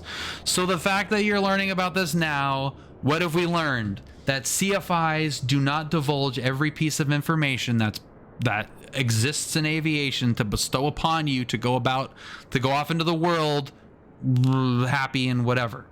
So that was my point of bringing up the the airport, the simplicity. It was it was not about bashing anybody, whatever.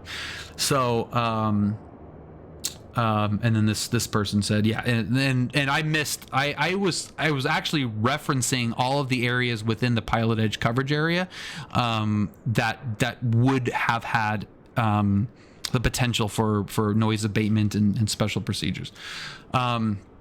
So metro areas are far more complex, east or west coast. If you fly in Kansas or somewhere, it probably won't come up as much.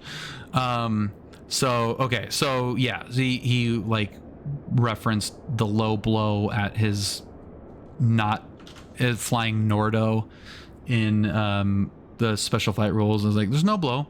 You freely gave up that information, didn't watch the video, but going off what you said. But the point is where the info is. The point isn't where the information is, it's paying attention to it. So here we go. So let's talk about this part. So I flew in SoCal recently. So this is OP. I flew in SoCal recently, got the Catalina and Big Bear checkout.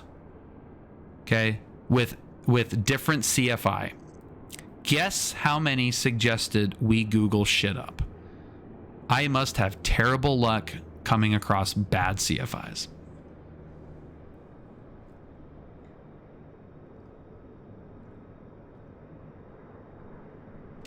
Comment here, with the current state of training, you'd probably be surprised. So there's a bunch of stuff I took out there. So guess how many suggested we Google shit up. Guess how many people, or guess if the OP knows about any of this. And frankly, the CFIs. I Googled Big Bear Airport.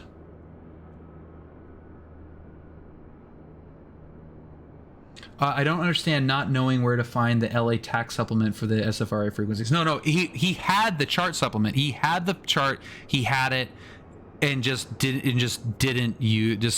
got the frequency wrong. He was transmitting on the wrong frequency. Like he didn't read and pay attention to the frequency. Yeah.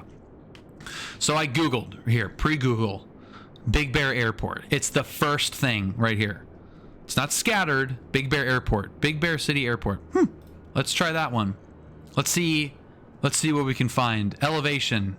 Cool. Now, this calls attention to the fact that this isn't very smooth. I'll be the first to admit, like, this isn't like the easiest, most like in your face thing. Approach procedures. Look at that. That's kind of a cool thing. Look at these.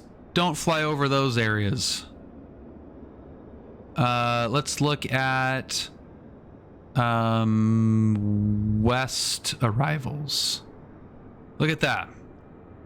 Look at all that. Like, I mean, it is right there. PDF. What's their flashback? Yeah, it's really nice, right? Now, how would you translate this into the AFD? How would you put this into a NOTAM? Where would that live? Who's going to translate that? Who's going to reorganize all this stuff? This is really great information. Aircraft landing. Let's see. Aircraft landing runway 8. Please avoid the round school and playground on final approach. Stay south of school over water until you pass the school. You know, like...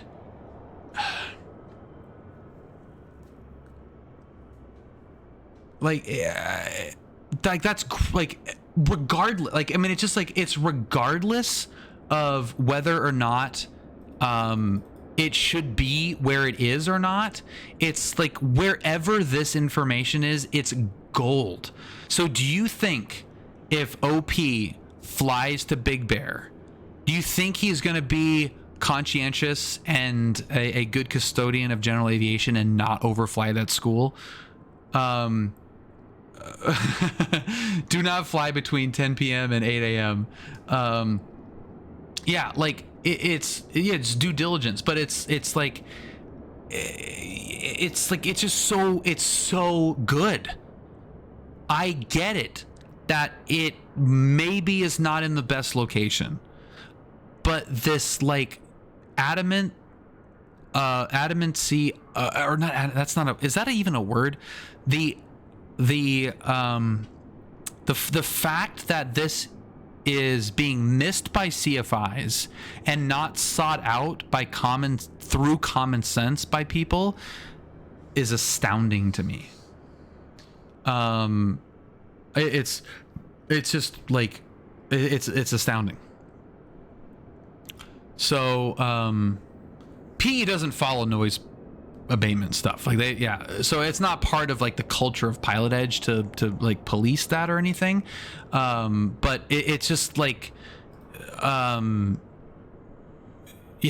like it's so good. Like you just have like all this like I'm coming from Indio, so let's like look at this one, and you fly over here, and what if the winds are coming from, like, it's really, really good.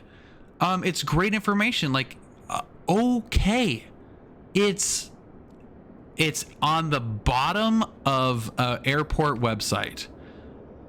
Look at all the stuff you get. So it's just like in the immediate reaction, which is what I have the problem with, really, is the like, well, I haven't been told this, so I think this is stupid, but I guess I'll look at it. When it should be like, oh my God, how many freaking dumbass CFIs have I had that never mention this? This is amazing to me. But these pilots and these CFIs don't generate this culture of, it's okay to admit that you don't know everything. It's okay to admit that you're a CFI and you don't have all the answers. You're going to miss something. Have an open mind. Think about things. Ask other people. Go fly with other CFIs. Go do something else and come back and tell me what you learned. So yeah, okay, so it's easier to pay attention and gather information in the official source that is provided by the FAA. Okay, so couldn't the FAA require all airports upload this information on an official database? It would be left on the airports themselves to get the information to the pilots in a centralized place, and if they don't and get it shut down, it'll be on them. Well, yeah, like that's one thing. That's one version. But here's my counter. This is my counter argument, okay? All that information that I just looked up, okay? Here it is. Big Bear Airport. Enter. 3, 2, 1.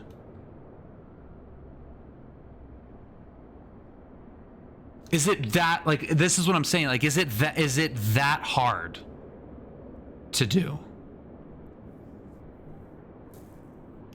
Yeah, so Scott, yeah, any CFI worth their salt knows they don't know shit. And language, Scott, no, I'm kidding. And they also make sure their students' sign-offs know they don't know everything and are being licensed to go out and learn. And it's just not that is not part of the culture as much anymore. When I get my PPL and try to visit Bill, at least I'll already know not to fly to the hangars. Yeah, please don't fly to the hangars. Yeah, and it's just like, yeah, but it should be in the AFD. Like, no, it's not. Like, it's not. That's not the case. Okay, so so now we've come to the end. Now we've come to the actual thing that caused me to say, I need to step away. I don't agree with the moderation take or stance. I don't agree with it.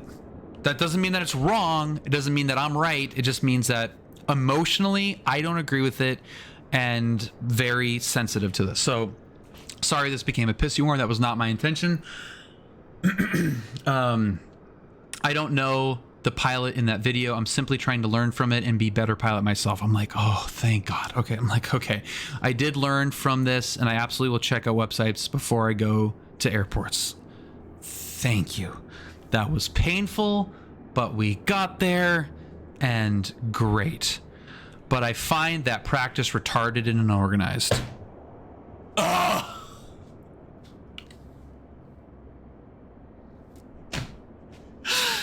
It's like, oh my God, why? Shit happens. After 250 hours of PIC, I luckily have never had an issue because I didn't Google the web. And then someone says, you know, for the chart supplement is not the best location for not untowered airports, and you know, I look at the website before I'll look at, you know, I look at the website or the FBO before I look at the charts, and then the OP says, haha, okay buddy, you do you, give the middle finger to the FAA and show them. I rest my case. So I'm just like, oh Jesus Christ. So this right here is what prompted me to go to the PilotEdge moderator, and who, again, I will stress this, I love him. He is fantastic. Give him a big hug. I'll have a beer with him. No hard feelings. I have no hard feelings for PilotEdge at all. But the stance that they took, I really didn't agree with. I don't agree with.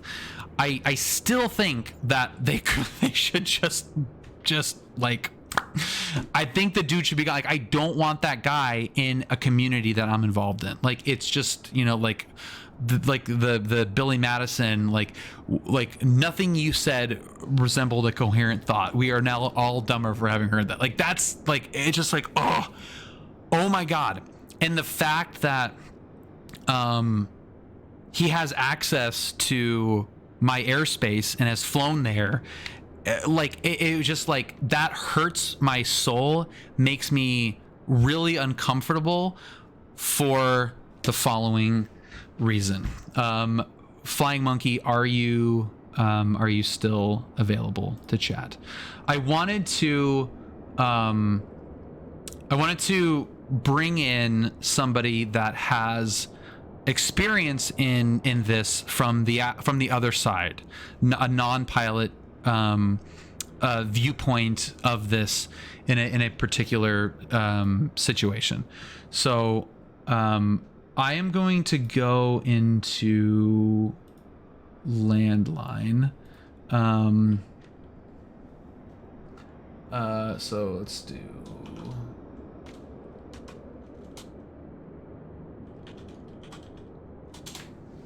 So we'll get FM, and we'll just for the purpose of whatever, keep it at his initials. See, I don't know that I can blame him for the frequency thing. I know he shouldn't have done that, but it's an easy mistake. The only counter I know is triple check the frequency. Yeah, and again, Cold Needle, the point wasn't like bad. Like, mistakes happen, but me bringing that up, the point of me bringing that up was the fact that it was published. It was in the official, you know, like FAA Almighty Bible location, and I'm gonna get FM here, and it was still missed. That was my point, is that just because something is in the AFD or in the NOTAMs doesn't mean that you're going to see it. Doesn't mean that you're going to abide by it. Doesn't mean that you're going to do it correctly. FM, your mic is muted, by the way. Yeah, I know. Oh, okay. So that was my point. It wasn't to say like, hey, you suck, you had the wrong frequency. It's to say like, hey, you yourself had something published and you didn't do it correctly. So who's the onus on? Like, it's not about where it is, it's about what it is. So okay, so I have Flying Monkey. His initials are FM, and he's an air traffic controller at John Wayne.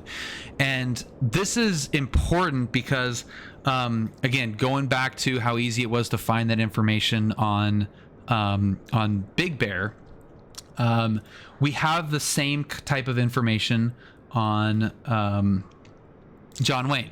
So now this is a good example of, this isn't in a great spot.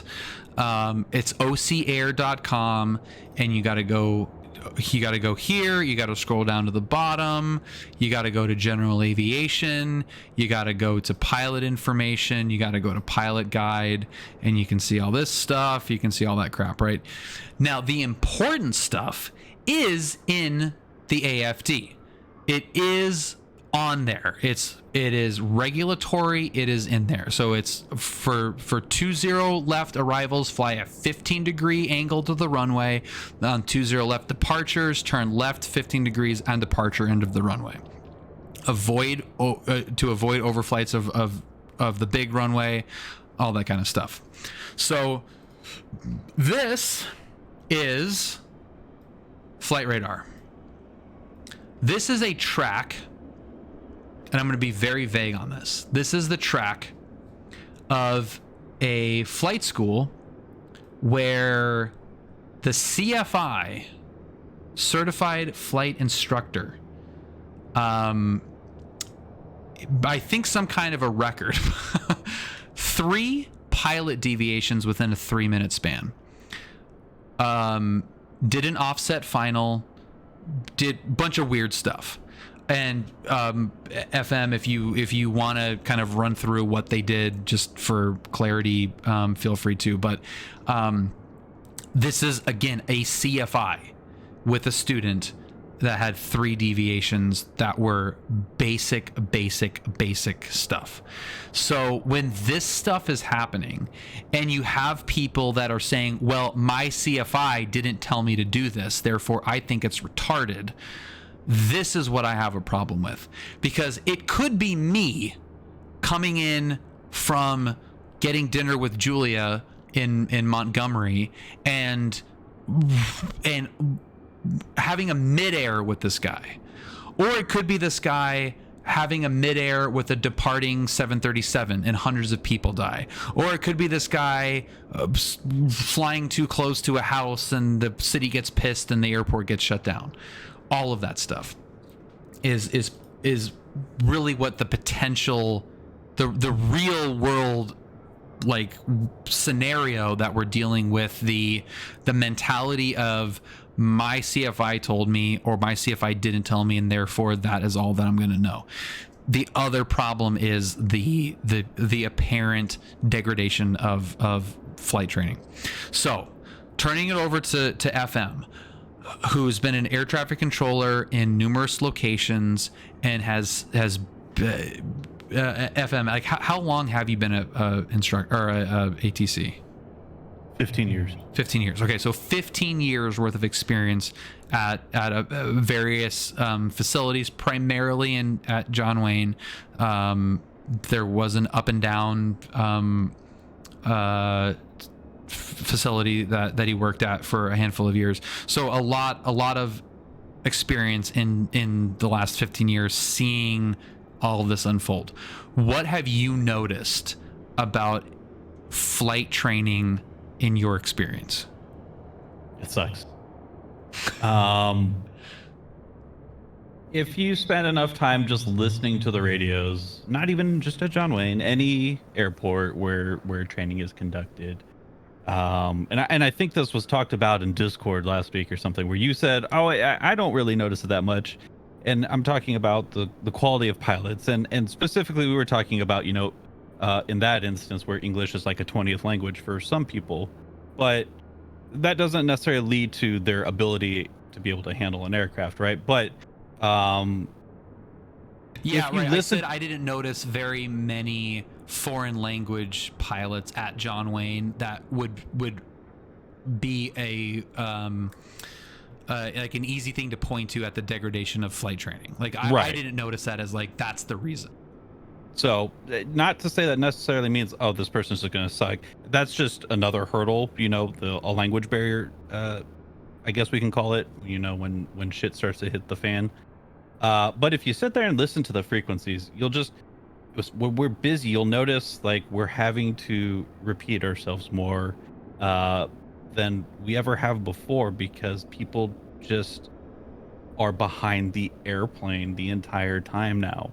When I first started at John Wayne, so John Wayne was my first facility when I started the agency back in '08, and we were, I think traffic level, we're probably about the same, but back then we were way more VFR loaded than IFR, where it's kind of switched now. We have way more jet traffic than we have in the previous years and everything, and the GA is slowly coming down. But when I started back then, it was the opposite. So it wasn't uncommon to have 8, 10 or more people in that pattern from like 9 in the morning till 6 at night most days. Like, it was just a shit show.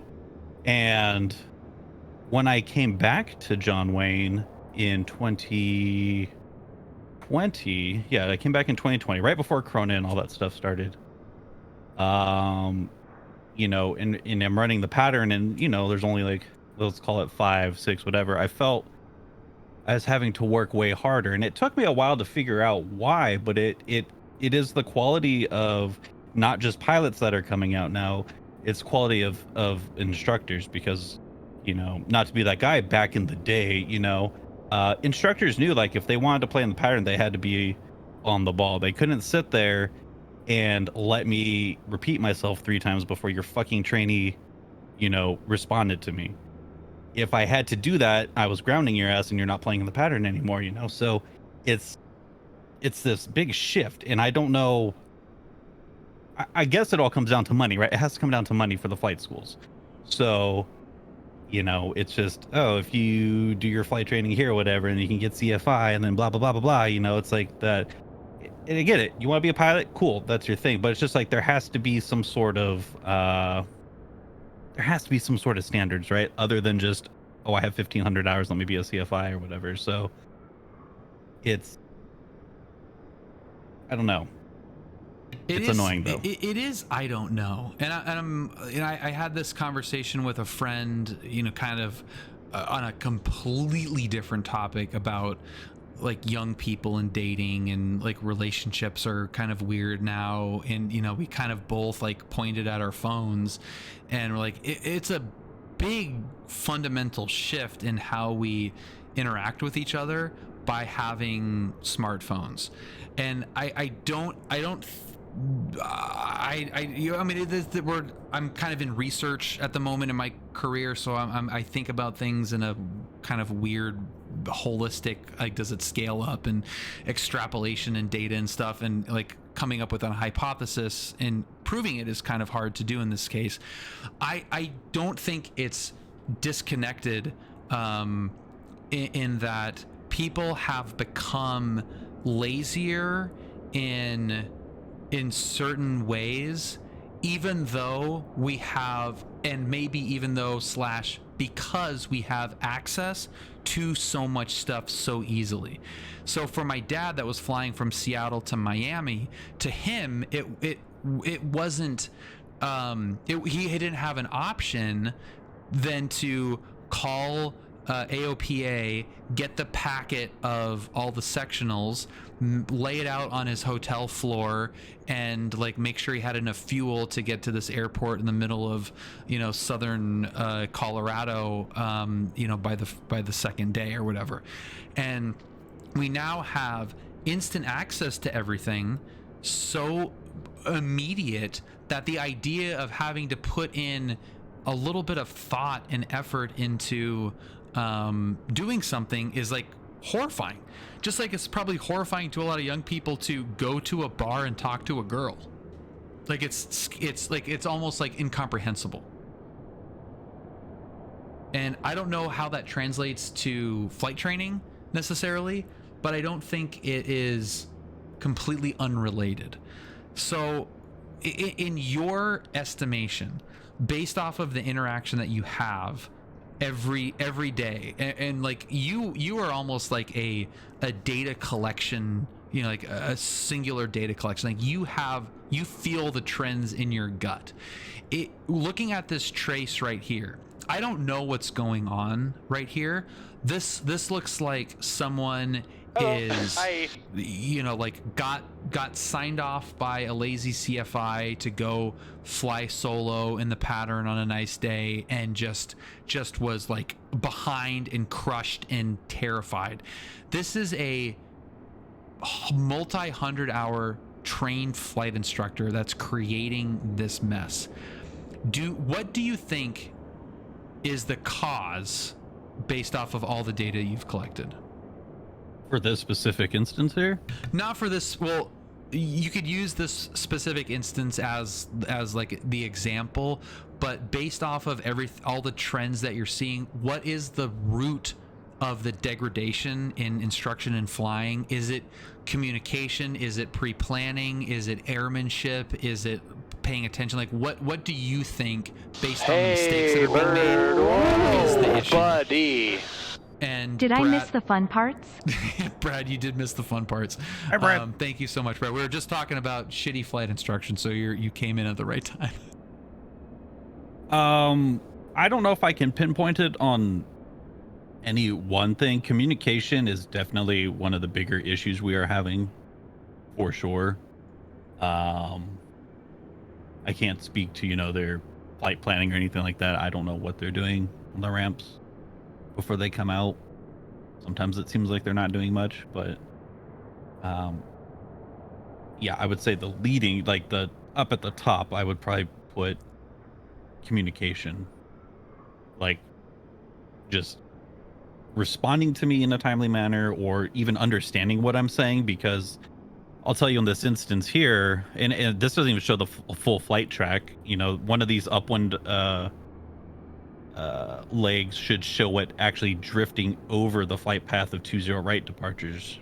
So not only did they not offset 15 degrees, they drifted right into the departure path for 20 right. So but communication, you know, where they were told to extend their upwind and instead they turned downwind, and now there's traffic immediately in their face, right? Because we're telling you to extend upwind for traffic to follow. Well, he turns, now traffic's in his face.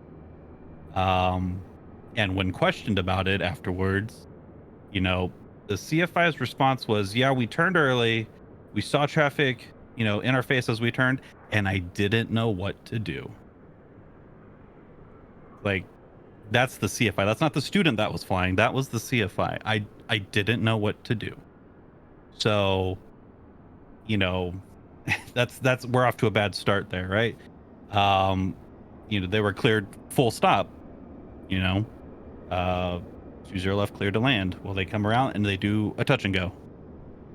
So when questioned about that, CFI's response was, well, we were in the downwind and I asked my student if we were cleared for the option because I didn't hear, and the student said yes, so I just trusted them.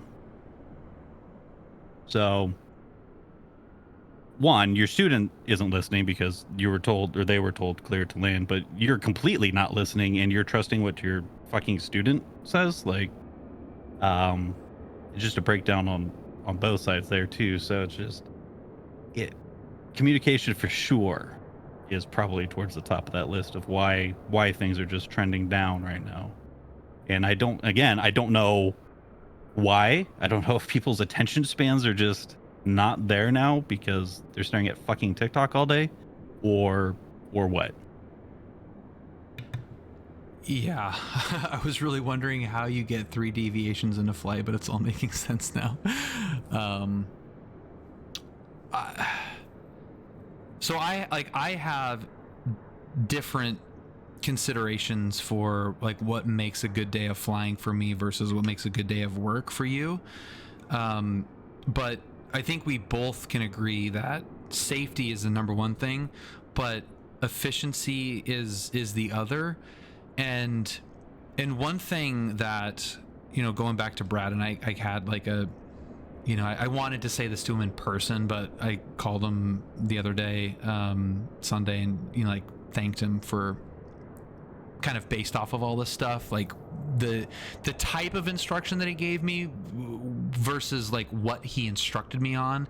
And I felt like I left my flight training, and I shouldn't say I left my flight training. I arrived at a place through the training that he gave me, being able to think for myself rather than rote memorization or relying on only what he told me. And like part of that was like the situational awareness side of things, where you can be a really good pilot and just and have like knowing what to pay attention to when is as important as knowing what not to pay attention to. And that was kind of what was concerning about the PilotEdge Discord thing is, when your rebuttal is like, I'm not going to go to the cafeteria and ask for, if I'm going to divert to, a new, you're kind of like going, like this dramatic thing where there are situations where you don't need to know that information. And then there are situations where you do. There's situations where you need to be a little bit quicker, cut corners, and there are situations where you got to be more diligent. Like a good example is flying with a friend this weekend. Flew into John Wayne, and you'll probably find this funny, FM. Like, he asked me on our way back, he's like, hey, how often do you get straight in for 20 right? And I said, like, fucking never, dude. like good luck. Like, we're gonna go Mile Square Park, cross over at 1300, enter a left downwind for 20 left. Like, that's what we're gonna get. Plan on it, we're good to go. We ended up getting straight in, so we're on 20 right. And this was after I did it, I was like, that was a Brad move, where like he pulls off the runway, stops, and it's a Comanche, so you have like there's no toe brakes, so you actually have to pull like the parking brake to have brakes on. So he pulls off the runway, center line on Echo on the left of 20 right, puts the parking brake on, and is going through his after landing checklist. And I was like, dude, you mind if I get the radios? And he goes, oh yeah, sure, go ahead. I go, Comanche, blah, blah, blah, we're clear 20 left, we're going to ACI South. He's like, okay, ACI South via Echo. I go, okay, go, dude, you gotta go. So he like undoes his parking brake, and then I pop the door because it was hot, and I go, look over your right shoulder, and there was a Learjet that was just like pulling off the runway, like right there. There's a potential that because he was doing the right thing, could have created an issue because he was focused on what he needed to do at the time versus like being situationally aware and taking the necessary precautions, or like it's almost like jazz, in some weird way, where it's like it's not the same every time, but you have to be aware of what's going on to make the right choice for the right time. And looking at this trace right here, like all of the wrong choices were made at all of the wrong times, and I don't know what the hell the cause of that is. Like how do you point a finger and say like you just like everything went wrong? I just, just like I say, not everybody can be a controller, not everybody can be a pilot, right? You keep throwing money at it, and I'm sure you'll find a flight school that keeps giving you hours, but not everybody's meant to be a pilot. And that's a big part of the problem there. And I'll just say it, people are fucking stupid, right? So that's what it really just comes down to. And yeah, like you said, situational awareness. And I get it, John Wayne's a bit of a crazy airport, right? But you gotta be paying attention. That is one of our kind of like hot button things right now is people exiting the runways, and then okay, let's do our landing checklist, right? Or after landing checklist, whatever. Like, well, doing it, exiting a runway at John Wayne's probably not the best place to do that. So but how do you convey that, right? Like, it's not for me to really say that, but I'm going to reach out on the frequency if you're not calling me in Comanche 59 Papa, like, hey, I need you to move your ass, like you're blocking the runway. So right. And that's kind of like a slightly less dramatic or like dangerous version of some of the noise abatement stuff, you know, where it's like it's like an extra level of thought that's really needed to do it well. That just is, and I like, well, you know, the guy who I flied with, like I just use that as an example of like a situational awareness thing that I was aware of because Brad, and having flown at that airport, that somebody that's new to that place wouldn't know. There's nothing published. There's nothing about that situation to me that is like officially published somewhere. There's no like p-hack where it's like, hey, you know, if a jet's landing behind you and you're pulled off the only taxiway, like move your ass. Like there isn't that section in that book, but Brad gave me, like, my instructor gave me the ability to think about how things are functioning in a way that made me come to that decision myself. I didn't have to learn that in a book. I didn't have to be explicitly told by Brad, make sure you move out of the way. He told me, be aware of what's happening, who's behind you, who's in front of you, who's over there, and be able to think critically about how to make that your next move. And yes, people are stupid. But like, it's like, that is such a, like, if that is true, and that's the cause of all of these deviations and all of these issues, then I don't want to fly. And like, that's not a good outcome either. Right. But I will say that guys like the one you were going over in Discord, pilots like that are the reason why GA is going to get pushed out of a lot of airports. Yep. Yep. You know, his holy handbook, the AFD, how many times do you hear me fucking bitch, sorry language, but how many times do you hear me bitching about pilots flying straight out on departure on 20 left? It's in that AFD, right?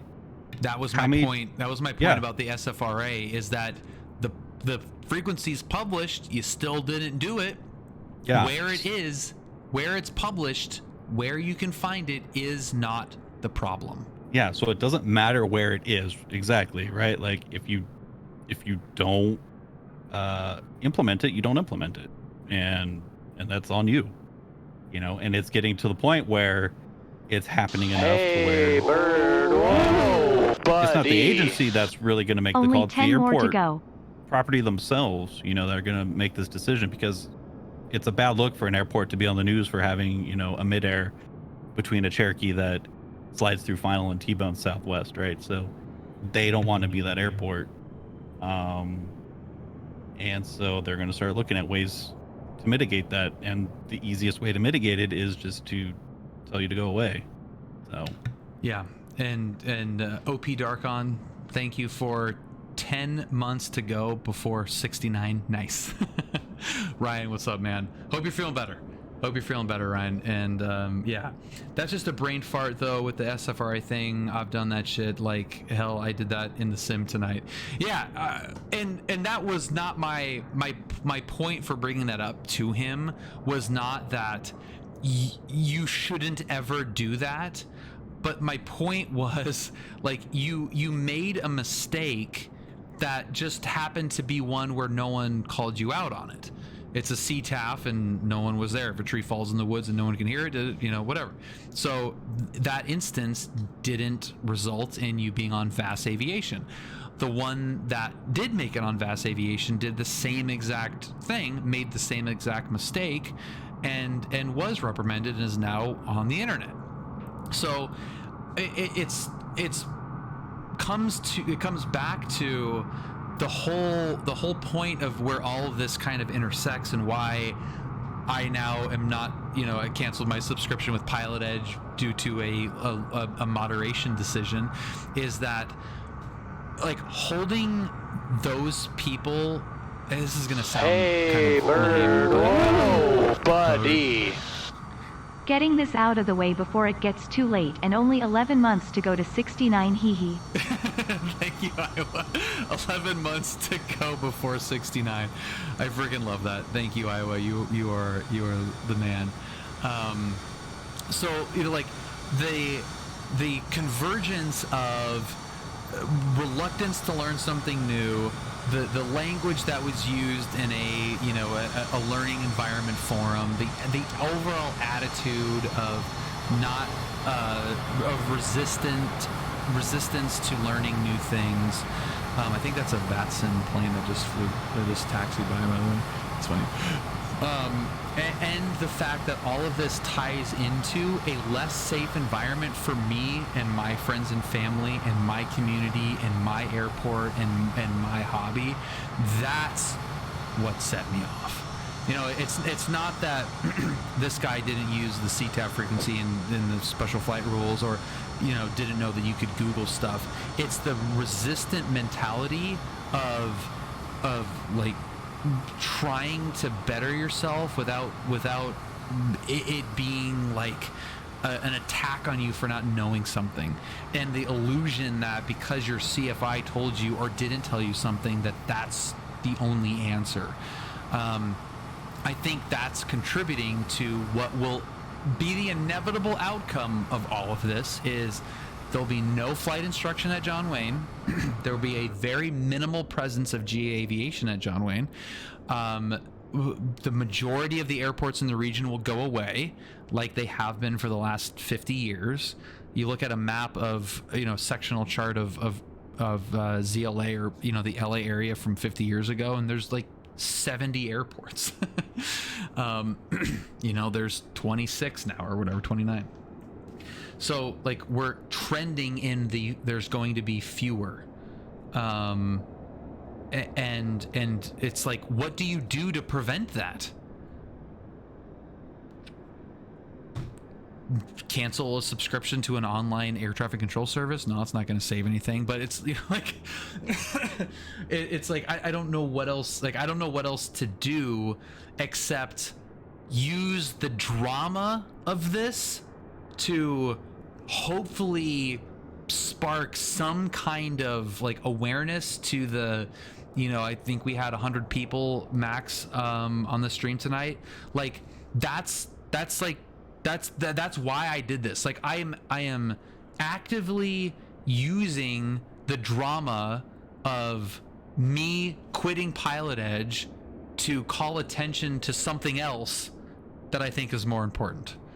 It's kind of a shitty move, I guess, but like, again, it's nothing to do with the service of PilotEdge. I will fly on PilotEdge again, not for a while, but like that's the only thing I could think of right now, is just like make a dramatic thing and hope that anybody sees this and like, yeah, you know what, that makes sense, or I can take away something from, you know, what FM said, or that's a good point, you know, and like hope that it makes a difference.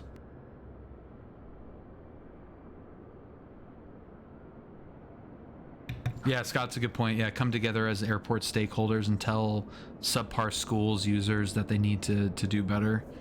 Yeah, and just like, I mean, I hope I can do my tiny little bit and like have a Discord and a YouTube channel and a Twitch channel where like a bunch of people can come together and learn something or talk about this, and like if every single person has this conversation with another pilot or another friend in the industry, like how many people can we reach if just everyone that's watched this says something to somebody? You know, whatever nugget you took from this, like if you just said, hey, did you ever think about going to the website of an airport? You know, like, I mean, and I had this all queued up here where it's like, okay, here's all the John Wayne stuff, and you know, this is kind of buried. Like it's honestly not great. Here's like noise abatement stuff for the big guys, fly friendly. I think this is something different. Where's the big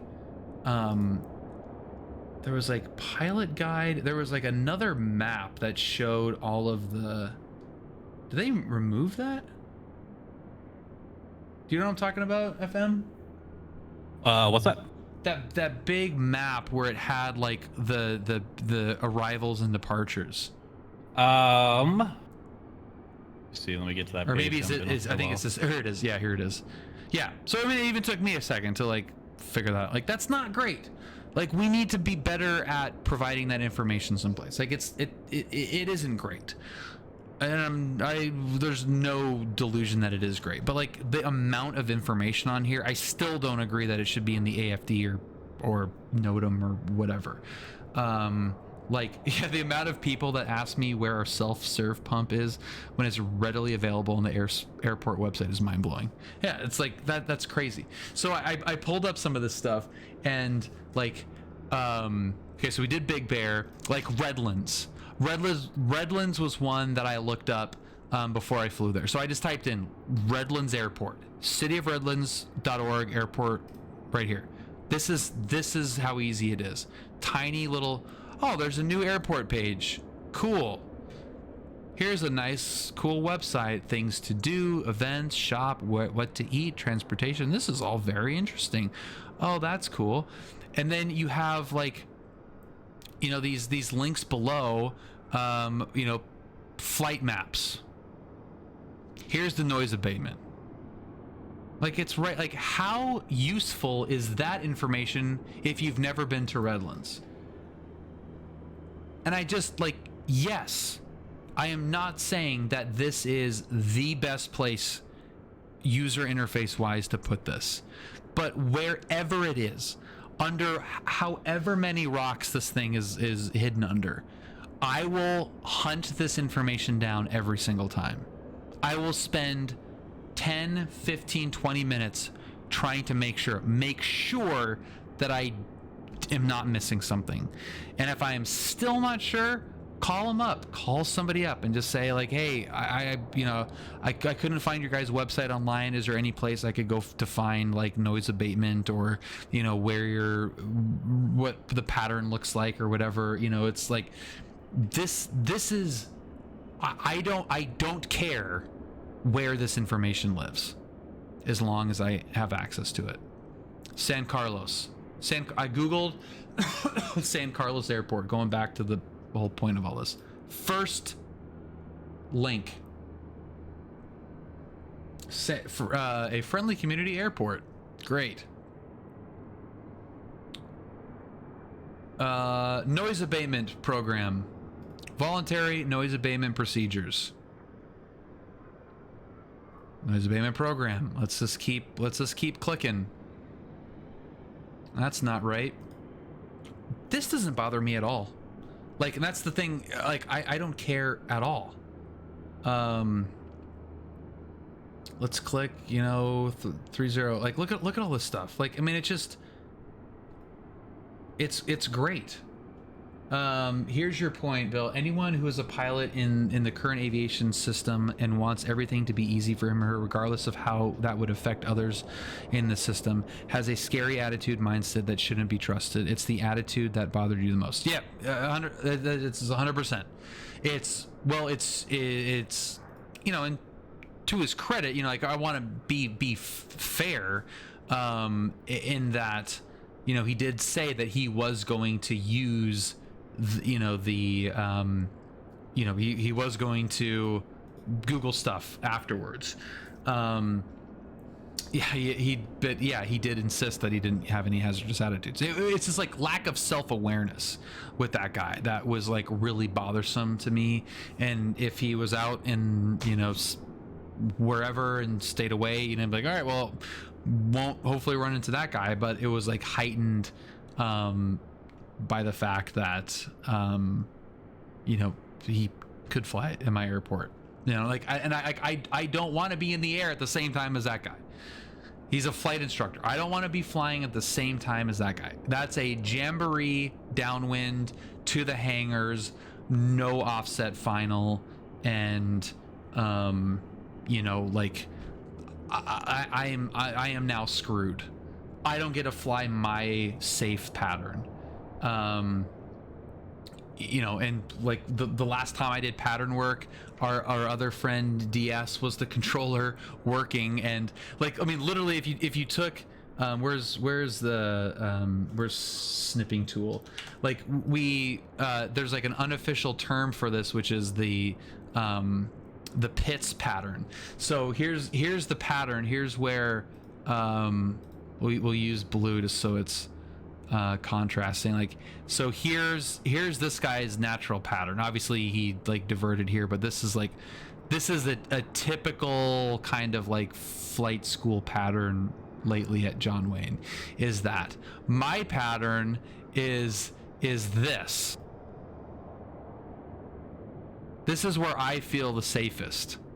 So like DS had me like running concentric circles, so I would do 2 laps in the pattern for every one of the other guy in the pattern, you know, and it's like, that's like great, you know, like I was like, this is awesome, you know, I'm doing what I want to do, you know, like that guy can go fly out to Jamboree and like do whatever. I mean, you have an engine out here, you're not having a good time.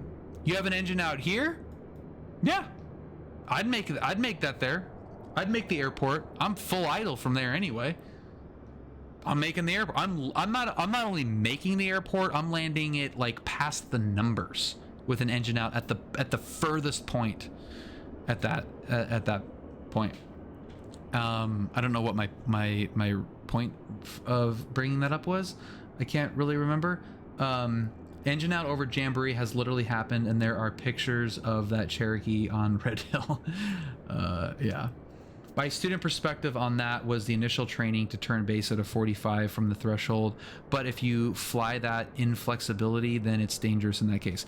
Cold Nemo, it's a little bit different. This is an 800-foot pattern, so it's lower. You need to move it in. 1,000-foot pattern, you know, and that's kind of where that lack of thinking about it critically comes into play. Where, all right, yeah, so why is it 45 degree from the threshold? Well, because the typical pattern is 1,000 feet. So like if you fly that, well, first of all, 45 degrees is anywhere on this line. So like, you know, so you can fly a pattern that's out here and you can still turn it into 45. What we're really talking about is the distance between the runway and your downwind. So most of the flight schools are flying them out here when you really should, based off of the distance or the altitude of the pattern, is you should be flying it in there, but they don't, and it causes a bunch of issues because it is, yeah, the 2/3 up the wing spar. Yeah, guess where that happens? It's here, but it's not out here. But this distance is probably similar if you were going to do a pattern at Fullerton and it's 1,000-foot pattern or whatever. You probably would be that far away.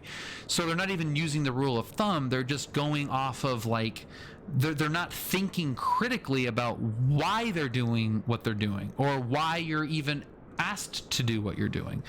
You know, why does it say a pilot should, you know, whatever the regulation is, you know, why a pilot should be responsible for knowing all of the information, you know, pertaining to a flight? Why is that vague? You know, it doesn't say the pilot should be responsible for every piece in the AFD and then the NOTAM and on the airport website. You know, like, why does it not say that?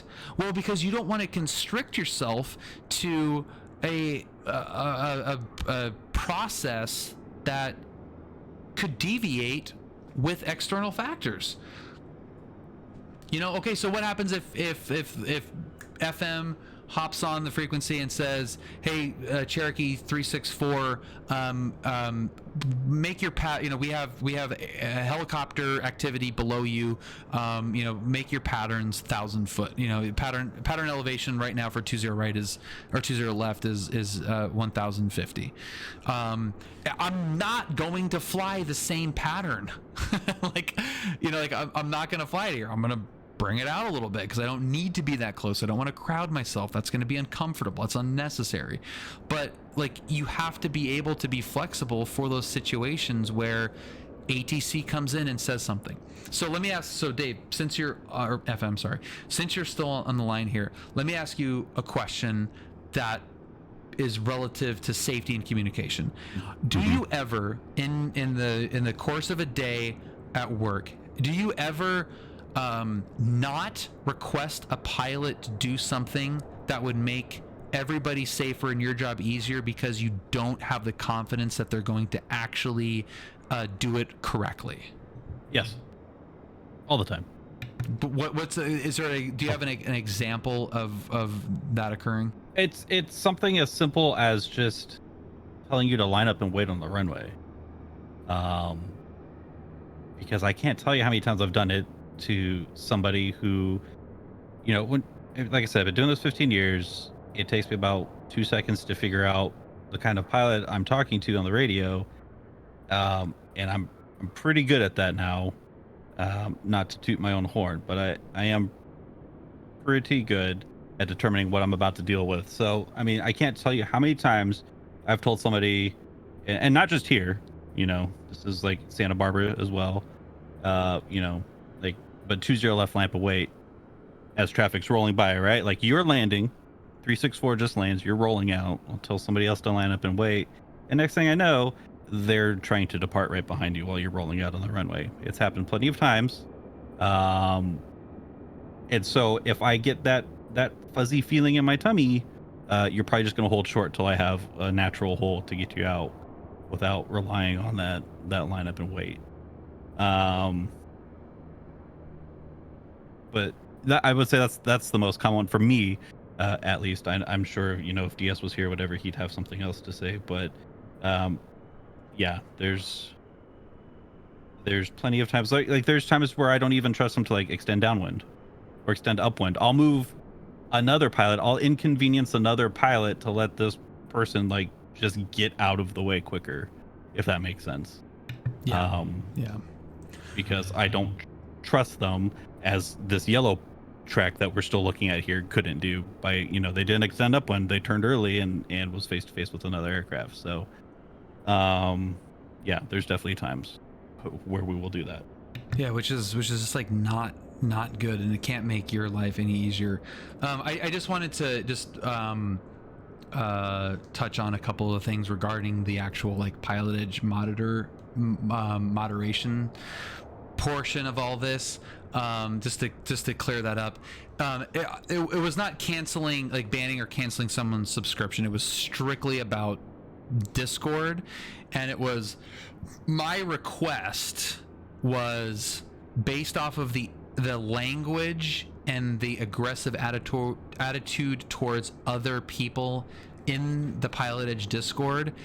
Once the language hit, once he said the R word, once he dropped a couple of S bombs, I requested, hey, can I make a request that you ban this guy, or at the minimum publicly call out the language and the attitude.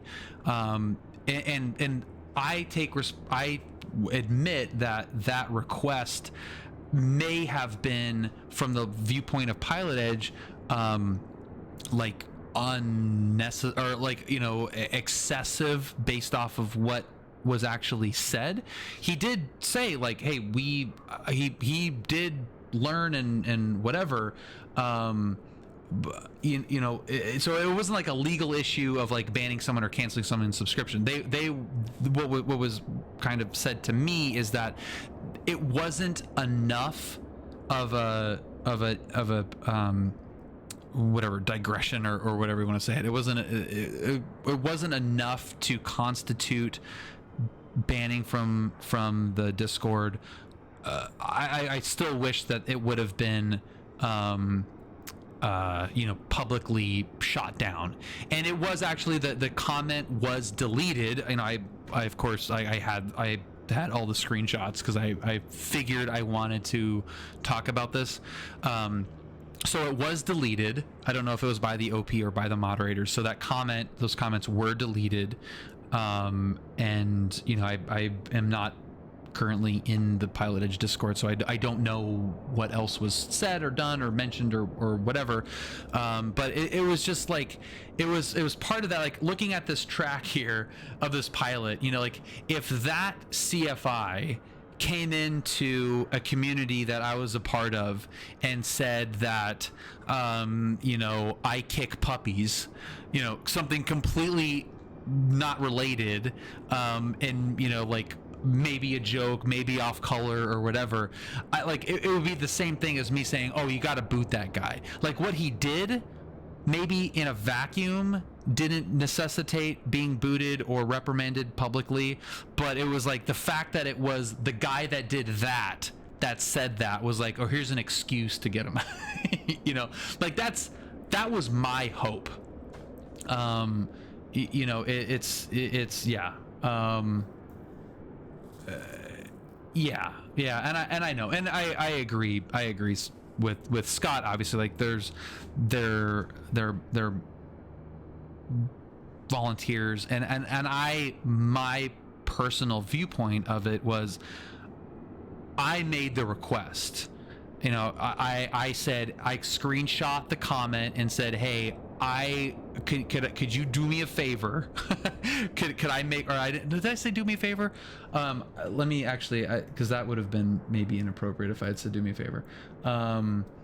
I said, can I make a serious request?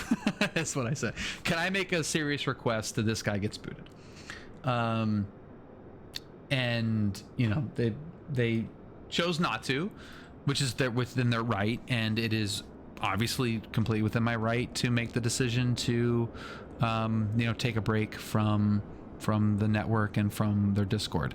Like that's really, in most circumstances, that's all that it would have been, is me like, okay, nope, I'm gone.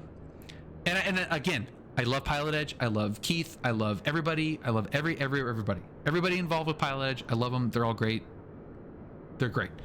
Doesn't P have a code of conduct for their chat? Did he violate the code of conduct? That's yeah, I don't know if there was any violation of a code of conduct. You know, like that's kind of where the gray area is, you know, like I don't know if saying, hey, that's our word in a kind of back and forth discussion really constitutes getting banned from a service.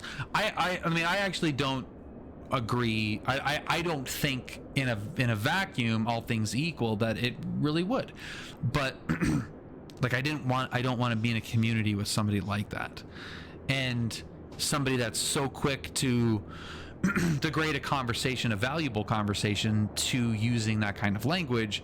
But more importantly, somebody that's so out in la land in terms of common sense, like that was the more frustrating thing. The language, the inappropriate language was really like, oh, hey, here's an excuse to get this guy out. And they chose not to. You know, they chose not to, and that's okay. It is okay that they chose not to do anything about it.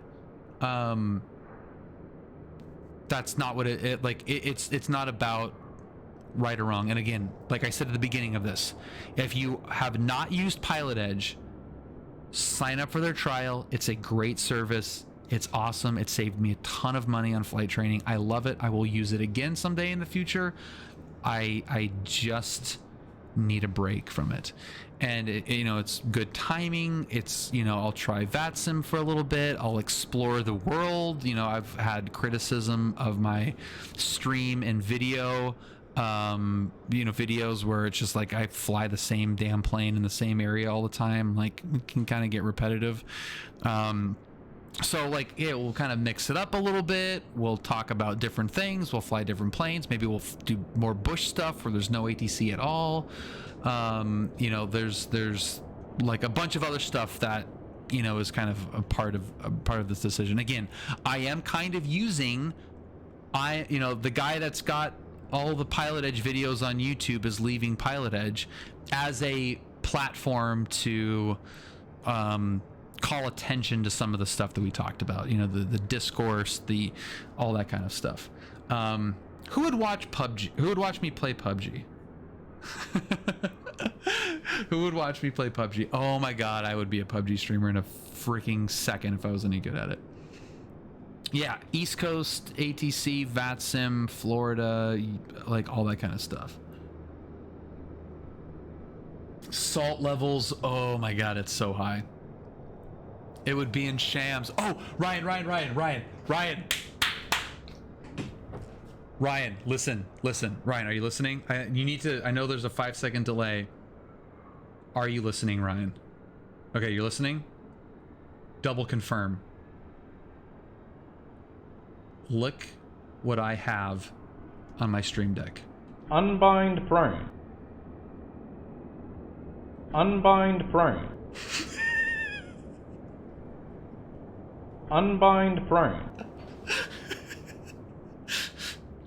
I hope Ryan is actually laughing his ass off right now, because that is a incredibly inside joke. I added some new sound effects. Like so this is all personal sound effects.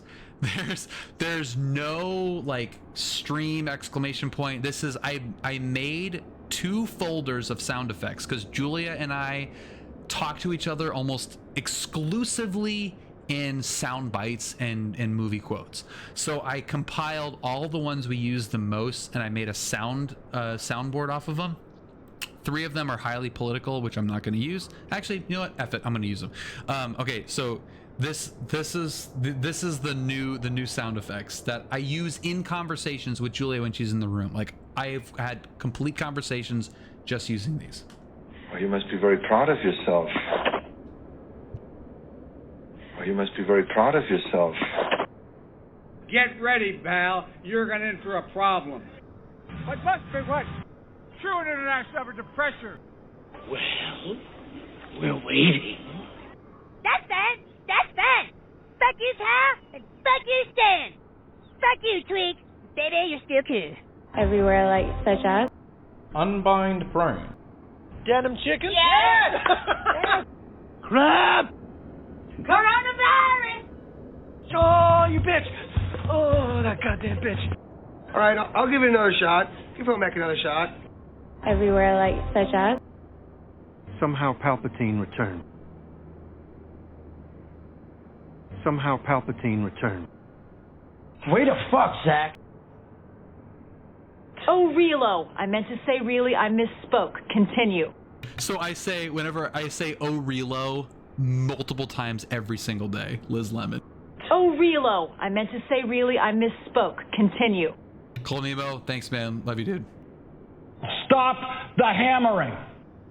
That is a deep cut. If you know that one, you're really stuck in it. Stop the hammering. They were combs. Okay, what movie is that from? They were combs. I know some of you nerds have to know that. They were combs. Maybe not. Maybe that feels. I feel like that's a sound effect where if you don't know what it. Yep. Okay. Ryan got it. Wedding singer. Yep. Also this one. Oh no, I don't. It's cold. That one I play way too much. It's cold. Good luck. We played that one earlier. That I say that to Julia all the time. She's never played that game, but she knows. She says good luck all the time. Good luck.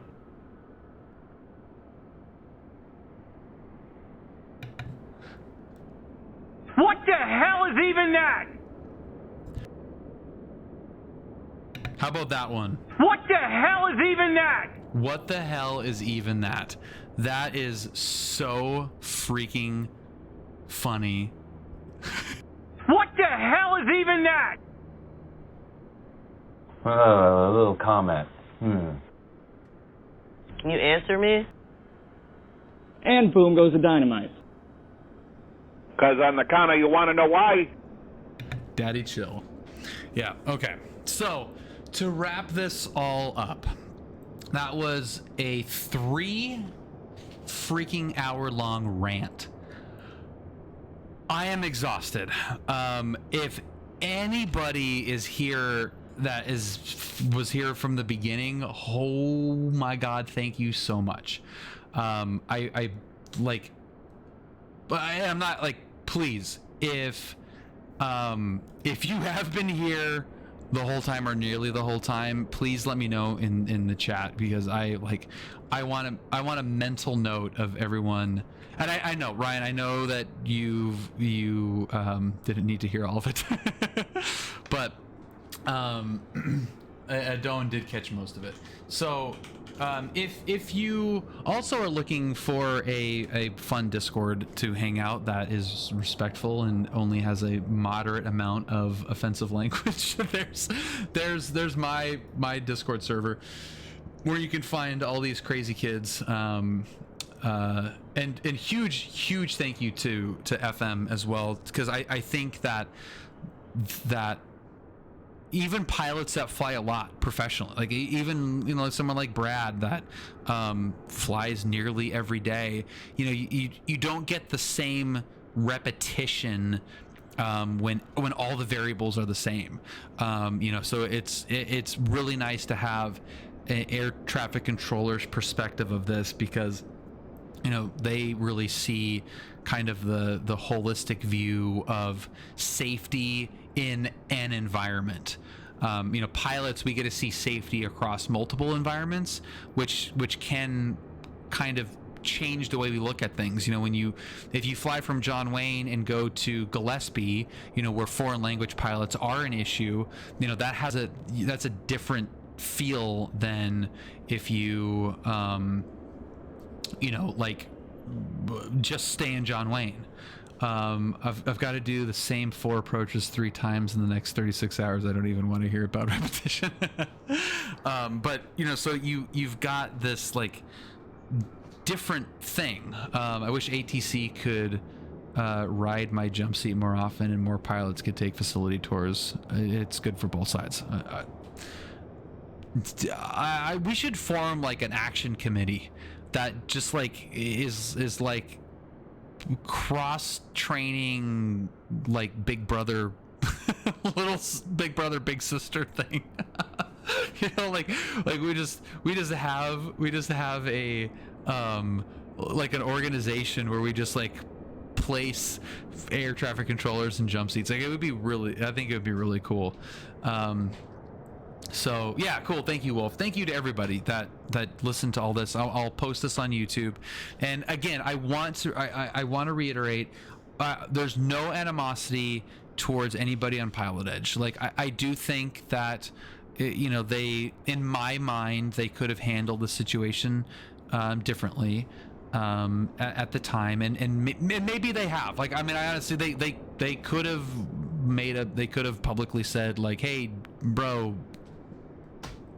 shut up, or whatever, or kicked him, or he could have left. I don't know, but it was like the immediacy of it and the emotion, which I think kind of you guys could probably tell I have for this topic, and the timing of it was just like, yeah, you know what, this feels like a time where I can take a step back and focus on some other things and still do the same stuff. Hopefully the content is as good, if not better.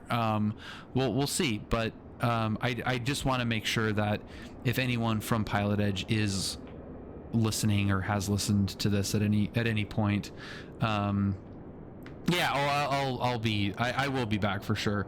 But I want that to be very clear.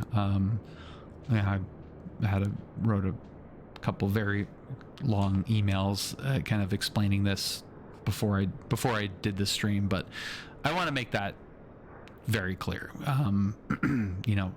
Again, promote PilotEdge at every chance I can get, because I believe in that service and I believe in what they do. I believe in what they can provide, but just kind of like a little personal thing, and I wanted to be open to all of you guys and tell you how I feel and the reason why you're not going to see me on PilotEdge for a while. So hopefully that that comes across, and everyone can move on with, you know, everything like such as crap, I almost everything like what did I call that one? That's it. Nope. Unbind. Everywhere like such as. There we go. We're everywhere like such as. Everywhere like such as. everywhere like such as. Well, thank you, Wolf. I appreciate that. Yeah, and you know, the number one thing you could do if you want to support the channel is join the Discord and just keep this conversation going. Keep you know, keep learning and talking to people and just being kind of like humble custodians of a hobby, and just be nice. Like, just be nice, whether you think you're right or think you're you know, or not. You know, just be a nice person. And I think if each one of us does that even a little bit more, you know, we'll all be better off as a result of it. Kind of all comes down to that. Just be nice, and we're gonna be better off. So yeah, that's it. Again, I can't thank all of you enough for listening to me through all of this. It's very cool, and it's humbling, and it's nice, and it's comforting, and it's emotional and all kinds of crap to have as many people that I care about joining this kind of stuff, and having a platform as you know, modest as it might be. I feel lucky to have all you guys. It really means a lot. So cool. All right, thank you all. Have a great rest of your night. Have a great week, and you know, we'll do some fun stream stuff soon, and yeah, it's pretty good time. So let's send you guys to